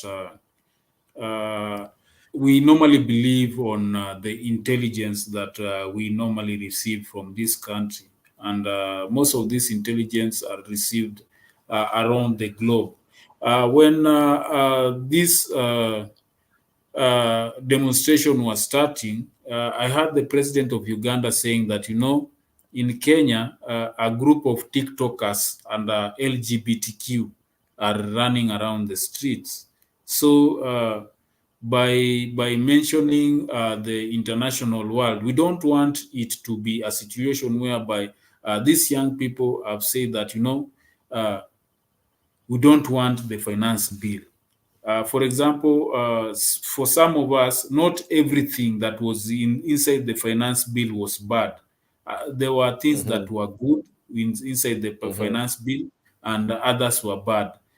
There were some changes that was done within the finance bill, and still they demanded it to be rejected in totality. So it was rejected. Today, they went ahead and said that, what, now we don't want your cabinet secretaries. The president has went ahead and removed the cabinet secretaries. So we don't want that this movement to turn up into something that will not be within the African values, whereby it will encourage things to do with homosexual and lesbianism in the future, whereby you find that a lot of demonstrators around the city of Nairobi demonstrating as far as this LGBTQ is concerned. So we demand something to do with values and norms of the African and Africanism to be envisaged within the clear-cut demonstration, because some of the policies have been agreed, and you can't get a policy out of demonstrating around the city. The people have called upon to have dialogue, and you find that these people still don't want to have dialogue. Even the World War I was ended with dialogue. Even the World War II was the same, ended with dialogue. Everything has to come to consensus, and what is happening here, they are just bolting away all the time. So this shows that something is cropping up. After this, we are going to see something else out of it. So that is why I was looking at a situation whereby it is calling upon, we should now look at this thing as a problem affecting us here in Africa, and the solution should come up with, we are the ones who are supposed to come up with these particular solutions, because these are the problems that are affecting us. And that is why we need the African fundamentalism approach in this issue. 100%, my brother. Give thanks for that. Final question. Coffee is asking, would the brother support debt cancellation or no more IMF and World Bank loan bailouts henceforth? So yeah, this question is worded wrong. An IMF loan is not a bailout, right? So we need to remove the term bailout from this, and I suspect this is maybe if you mention the grants, we welcome grants to support the country, and concerning the debt. According to Kenyans and according to what we've looked upon, is that we don't owe any other country any money, because according to our constitution, we say that we borrow up to only 2 trillion, and the rest of the amount of money that was borrowed and cannot be clearly be seen in as far as the services of development is concerned, is what we don't want to pay. And we would like to come up with a body of inquiry whereby people talk about this debt and a forensic audit, and the people who are found culpable of maybe stashing this amount of money abroad, they should bring this money back to do development here in Kenya or pay back that 100%. particular amount of money. Yeah. Absolutely. So That's definitely. go ahead, my brother. Finish your statement. Yeah. That's what I can answer Kofi Campbell from Zimbabwe, that we believe on grants, and we have already cleared the debts of IMF and World Bank. What is Yeah. up there is something that has been subjected to corruption, and that is why the young people are bringing the people to accountability in order to make sure that this amount of money has been identified and then paid back to the people who the money was taken from. Because to the best of my knowledge, and according to the audit that has been done by one politician, the Safina party leader, Jimmy Wanjigi, is claiming that we are just dealing with an odious debt. And what we understand with something that is being odious is something that it is out of agreement between two countries. Yeah, we as the proletariat and the guarantors of the government are requesting to at least have some forensic audit in order to understand what are we paying, because the government almost all the times has to come up with issues to do with debt. Like I told you, how it folded up, and the synopsis of this debt is that it started from paying 18 shillings from 100 shillings that we collect, and today we will be paying almost 85 shillings in the future from every 100 shillings that we collect, meaning that we are going to be in an economy that is cash crunched. Yeah, per se. Okay. So let's just clarify this situation here, yeah.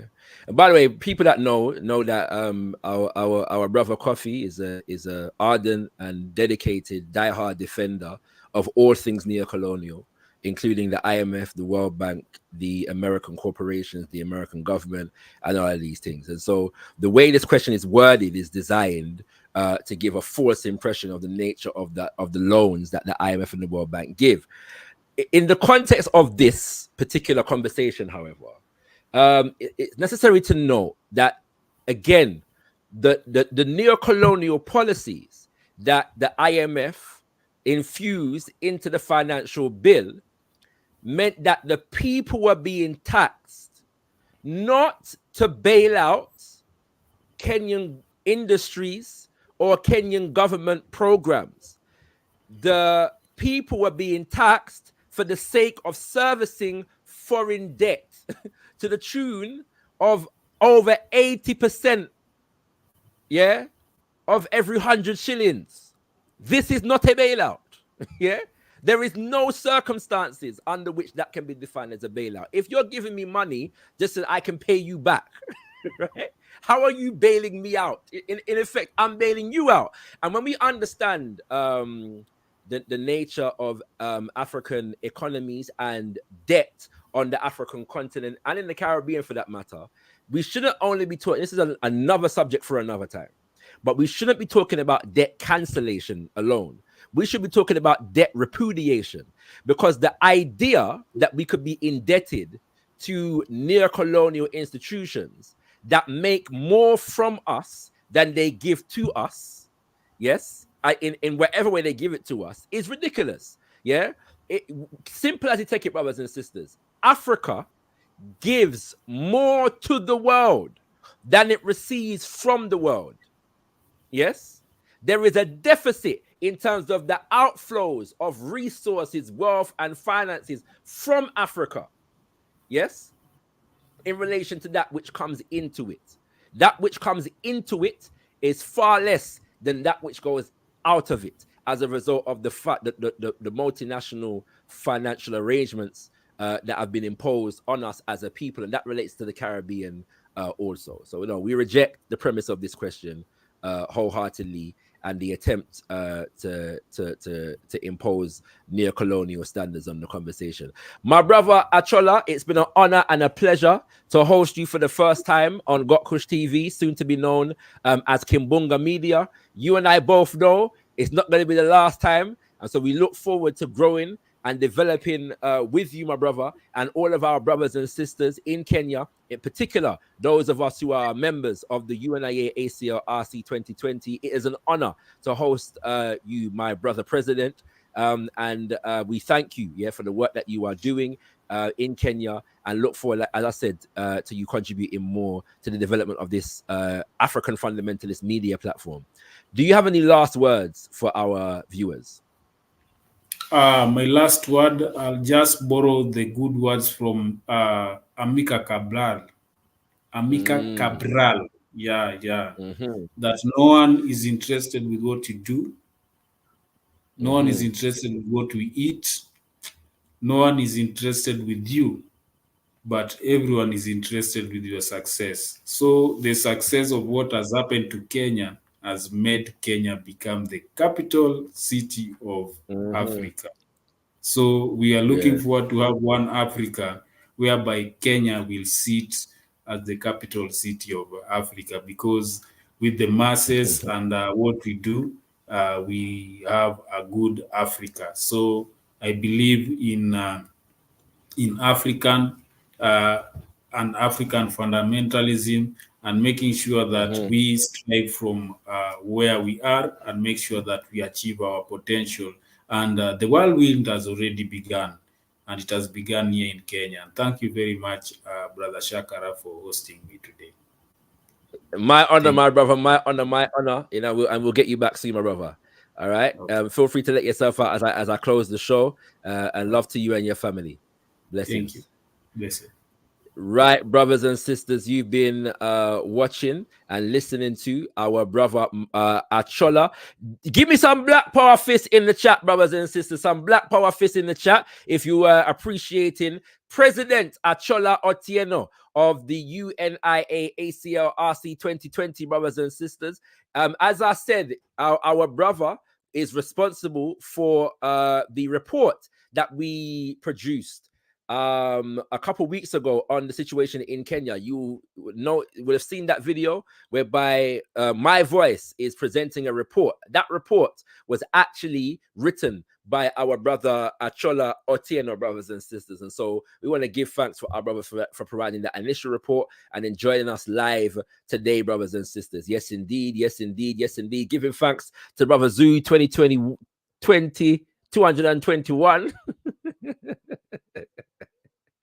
Zoo 221. I don't know if I said that, Zoo. I don't know if I said the number them, you know what I mean? 221, 221, 221. I don't know the thing got. You know what I mean? Big up yourself, Zoo. Big up Chikezi. Big up. And all those who have appreciated our good brother. Big up to our president, former President General, current first Assistant President General Babasengo Jawara Baye. Yes, indeed, we are encouraging our brothers to stand firm in Kenya, our sisters to stand firm in Kenya, and we will stand firm with you. We stand with Kenya just like we stand with Haiti, brothers and sisters. Yes, indeed. Yes, indeed. Yes, indeed. Bigging up Black Fox, giving the Black Power fist. Bigging up Imhotep, dropping the Black Power fist. You don't know. So yeah, we give thanks for the analysis of our brother Otieno. So we got into a lot of the background, brothers and sisters. I want to inform you once again that we have another conversation in terms of Kenya happening next week, Wednesday, the 17th of July, with our brother William Sakawa, who is a journalist from the media institution African Stream. Yeah, the media institution African Stream. You have heard me speak on and recommend African Stream many times already, brothers and sisters. Yeah, they do some excellent work, and African Stream is in fact a media institution that is based in Kenya. Yes. We are going to have the founder of African Stream on soon to discuss Sudan, because our brother Ahmed Kabelo is actually from Sudan. Yeah, so I've reached out to him to come on and talk about what is taking place in Sudan, and so he's agreed to do so once he has more time to do so. I also though want to touch on, because African Stream has also recently come under attack from NBC, and so at some point, probably before our brother William comes on, I'm gonna do a brief thing just to outline how Pan-African media is being attacked by white Western mainstream media institutions. And so now, and I'm saying that because we have to stick together. A few months ago, maybe a bit less than a year ago, just under a year ago, last year, a report on GB News, Great British News, was published attacking Sister Esther Stanford Jose, one of the leading activists within the reparations movement in this country. And all of the footage that they used in that report came from this platform, gotkushTV, soon to be known as Kimbunga Media. So based upon that, brothers and sisters, we are well aware of the fact that the so-called powers that be, as far as white imperialist power is concerned, are watching us. I am very clear that this platform and me as an individual and those who are associated with this platform depend them radar. That's just the reality of the thing. History is best qualified to reward our research, and if we study our history, then we know. So we depend them radar and they under them surveillance. And so when we see a public attack against African Stream, try no, I don't know, accident will just come about what day. They've been watching African Stream for a long time, and they've seen fit to attack it at this point for a reason. And over the last couple weeks, you would have heard me speaking about the propaganda.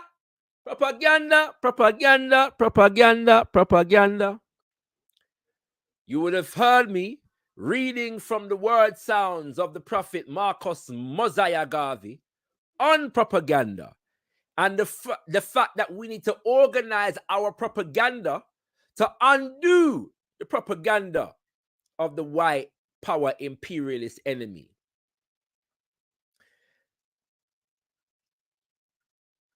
Papa Garvey also advises that we should never allow an attack against the race to go unanswered. And so, unfortunately, not only are there brothers and sisters out here who are prepared to allow attacks on the race to go unanswered, we have many brothers and sisters who are going to support and back white power imperialism in their attacks against African media. It's a very serious issue, very serious thing going on a while ago, and I know many people don't know about it. So I want to alert brothers and sisters to it, and we are going to host a guest from African Stream next week, Wednesday, all being well, and we're going to be speaking about Kenya. But obviously, when we bring him on, there's no way we can bring him on without discussing this particular issue. And in the future, we'll have on our brother Ahmed Kabelo to discuss Sudan, brothers and sisters. Let me remind you that our session that was planned for this evening with Elder Cecil Gutsmore is now being rescheduled to next week, Thursday, the 18th. Our subject is revolutionary Pan-Africanism the practice for African liberation now? So that was scheduled for today, the 11th. It's actually going to come to us now on the 18th, brothers and sisters. So do stay tuned for that. Want to let you know that the drums of Mosiah, yes, indeed, the drums of Mosiah are coming to you on the 17th of Mosiah, August. We are honoring the birthday of the prophet. And we're just going to take over Brixton as far as the UK is concerned. In Washington, D.C., there's going to be a gathering in a park. In Sierra Leone, there's also going to be a gathering at a venue. And I'll give you the details. Little more, brothers and sisters. I'll give you the details here. But in at least 3 cities around the world, drums of Mosiah are gone. So the call is out there, brothers and sisters. You don't need no organ, you don't need no sanction, you know. You don't need no sanction at all. If you want to organize a Drums of Messiah anywhere where you're there, if you're there at Kingston, Jamaica, if you're there Port of Spain, Trinidad, if you're there in a Bridgetown, Barbados, if you're there in a Accra, Ghana, if you're there in a Kinshasa, Congo, if you're there in a Nairobi, Kenya, it no matter where you're there, brother. If you're there in a Paris, in a France, it no matter where you're there. That day, yeah, you can gather with some drum and some percussion and some dancing feet and them thing there and honor the prophet. Yeah, you know, I know say someone can't honor the prophet, you know, because yeah, you know what I mean. We don't really deal with the prophet them way there, but we who deal with the prophet can honor the prophet upon his birthday with some drum. All right, brothers and sisters. And I also want to invite brothers and sisters down to the Messiah opening ceremony. Yes, indeed. The Messiah opening ceremony, the official opening to the month of Messiah. I want to call it August. So next month is the month of Messiah, brothers and sisters. And the Messiah opening ceremony marks the official opening of the month, taking place as a part of the Al-Kebulan Shumida. I have the honor of delivering the keynote address, brothers and sisters. Yeah, last year is in fact when I delivered the presentation on scientific Garveyism, and I want to give thanks to all those who continue to show me love in relation to that presentation. At some point, I have to organize something where I go through the whole presentation. Yeah, and the whole presentation is still a microcosm of everything that exists in relation to that dynamic, because everything else, you know, we're probably gonna have to write a book on it. Yeah, and I've been instructed to do so by some elders who, when they give me instruction, I mean just follow it. Yeah, so yeah, I want to give thanks to all the love, but that was actually when you watch that video, that was actually at the Messiah opening ceremony of 2023. Yeah. And the Kimbunga Look For Me in the Whirlwind is going to be the subject of this year's message, and I have the honor of delivering that message. And so we look forward to brothers and sisters coming down to hear the message. And for those who not there in the UK and can't afford the airfare, no worry. We will be bringing it to you live on Kimbunga Media in the month also. And so do stay tuned for that. And in fact, I'm going to say to you that the likelihood is that we're going to bring you that message on the 17th of Mosiah. Yeah, on the 17th of next month, on the birthday of the prophet himself. All right. So ones can take in the message there on the birthday of the prophet. Yeah. We live Mosiah Ronia. Mosiah is not just a name that we call, you know, because we want to engage in a history lesson. Messiah is not just a name that we call because we want to win a debate. Messiah is not just a name that we call because we are enthralled with the personality of the man. That Messiah is a name that we call because of the work that the man exemplified through the institution and institutions of the UNIA ACL, and the legacy and the example and the models that were laid down. We see as our duty and our responsibility to build upon those models, brothers and sisters. And so that is what we are doing in this day and age, and more works are going on. And so mark this day, brothers and sisters, because I have just spoken to the president of the UNIA ACL in Nairobi, Kenya. Yes, in Nairobi, Kenya. And works are going deso. Yeah, and we didn't even get into all of the works were going as far as the UNIA ACLRC 2020 in Kenya. But works are going, and it is our duty and our responsibility, yeah, to profile those works and make you aware of those works, brothers and sisters, and bring those works to the masses so that you can be involved, you can support, and so on and so forth, brothers and sisters. Yeah, so do be aware of these things. As far as Kimbunga Media is concerned, as we go forward, we are going to be doing at least 2 events before the end of the year. 1 film screening and possibly 1 physical event. So do stay tuned for more information on these things. But we encourage you to support these events. And I want to let you also know that as far as any charges for entry to those events, whether online or in person, if you are a Patreon, you will have access to those events free of charge. Yeah, so you will not have to pay to get into the event. If you are a Patreon, you will have access to those events absolutely free, brothers and sisters. Yeah. Yeah, the Patreon link is in the chat, but you may want to wait until you see what the events are going to be before you make that decision. That is entirely your prerogative, my brothers and sisters.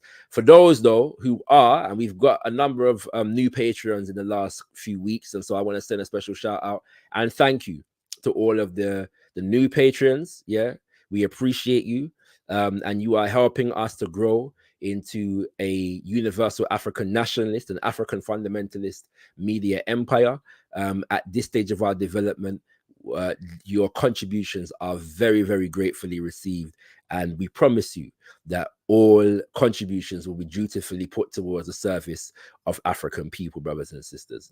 Yeah, that is what we are here for, and in following the work of our ancestors, we must do it with integrity. And so with that, we say unto thee, Tendai Mwali, be thankful unto the Mother, Father, creative life force of the universe. We say, Kudzai Mudzimu Mukuru, giving praises unto our great ancestors. And as we did at the beginning of the show, let me evoke two particular ancestors who were instrumental in the revolution in Kenya, namely Baba Dedan Kimathi, brothers and sisters, and Mama Field Marshal Motoni wa Kima. Yes, indeed, brothers and sisters. Mama Field Marshal Motoni wa Kima and Baba Dedan Kimathi, members and leaders of the Kenya Land and Freedom Army, or often popularly referred to as the Mau Mau, brothers and sisters. We say Kudzai Mudzimu Mukuru. We give praises unto our great ancestors. Abibi Tumi, Abibi Fahodi, African power and African liberation for all African people. Ashe, Ashe, Ashe. New era, new transition.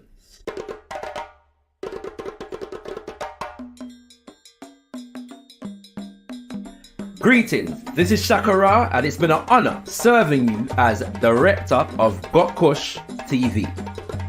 Over the past few years, we've brought you the pilot of the Black Root Economic Show, many seasons of Wordsmith, The Insight, and the ever-popular Decipher. We have covered community events and even hosted a few of our own, including Blacktricity, as a part of the official Ghana Beyond the Return roster. We also kept you company throughout lockdown with the Quarantine Convo. After a brief hiatus, we came back with our regular weekly interactive live show, Zivanai, keeping you up to date with current events around the Black world, from UK to Senegal to Haiti and beyond. It is our aim to continue to develop as a premier Black media institution, and for that reason, we have a special announcement. Introducing Kimbunga Media.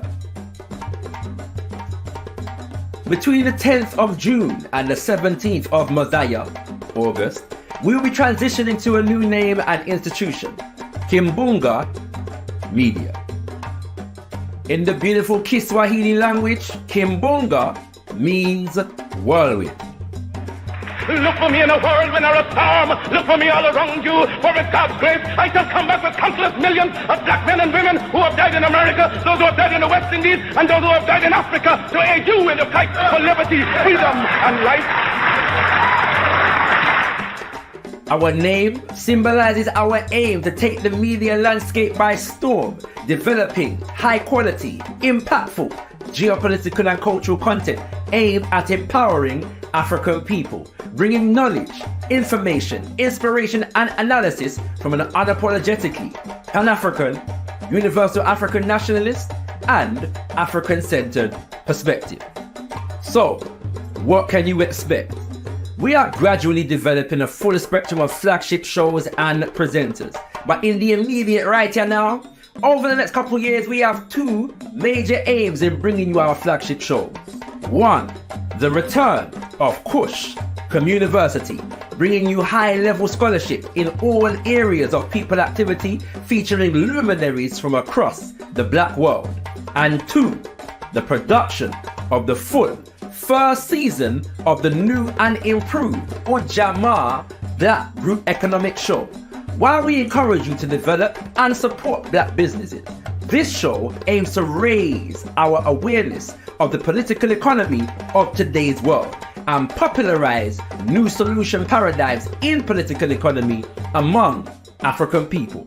Alongside all this, we will continue to bring you Zivanai, Jaliba, the Afrocentric perspective, All Eyes on Africa, Ghana, Democracy Under Fire, the Revolutionary Minds team with that artistic, ancestral energy, and as things grow and develop, there'll be plenty more. We also have plans to host live events and film screenings, so stay tuned for more information on that. So what can you do? Continue to support us by watching, liking, sharing and commenting on our content. Be sure to follow us on all social media, and if you are so moved, join our Patreon community. We'll be sharing flagship shows exclusively with our Patreon community before general release and granting you discounts to events and future screenings. Right now, if you become a Patreon, you will have access to the pilot for the Black Group Economic Show and all installments of last year's Black History Month series, Sankofa, The Future of Black History. At some point, we'll be engaging in community crowdfunding towards the production of the new and improved Ujamaa Black Group Economic Show, complete with offerings and perks for those who choose to invest in us. Look out for the launch, and we thank you in advance for your support. Any questions, feel free to hit us up in the comment section and we'll be sure to address. We look forward to you joining us for this new phase of our development. Stay tuned as we bring you Kimbunga Media. Black people, we've got to fight. Jean Petro, you see us. Oguo, we've got to fight. Let's go fight. Oh, black people, we've got to fight. Zumbi, you see us. Oh, we've got to fight. Let's go fight. Oh, black people, we've got to fight. Yes, Santa, why you see us? Oh, we've got to fight.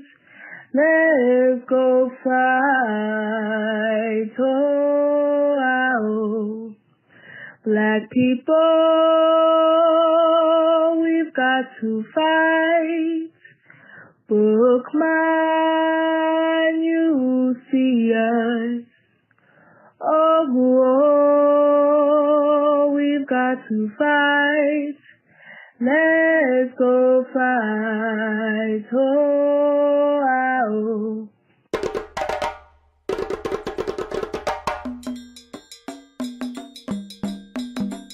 we have to have the courage to construct our own reality. And that's what Garvey was talking about. Because he said he looked around, he didn't see what he thought should be there, and so what did he do? He didn't get depressed about it. He didn't get defeated about it. He said, I'm going to build the government that we need to have. Ooh, where do you get that kind of boldness from? So we got to go all the way back to Garvey, who said he would come again. He said he would be here with us, no matter how long it took. And I'm telling you, that the way he comes back is in our work. Not honoring him in words, pomp, and all of that stuff, but honoring him through doing what he did. How many of us have the courage to do that? The man took on the world for us and in our name. And then we come to Sodai. And in this presentation of the paradigm, I'm going to make this like what it is we want to reach. So Sodai is translated clear word in Dogana language. And I use it to mean that here we gain understanding. This is sight with understanding. And it is seeing beyond what just we think we see with this physical thing. It's seeing beyond that. And so we gain vision, because that's what vision is. With vision, you've got to be able to use the imagination. The imagination informed by the African spirit. And Brother Amos, who I work very closely with, was a good friend of mine. He taught me, and he would talk about imagination. Image a nation. Do you see? But that's got to be part of vision. To be a visionary, you got to see beyond this box here. You got to see beyond the ma'afa. You got to see what is it that our people rightfully should have, and that's what Garvey did. Garvey had a vision.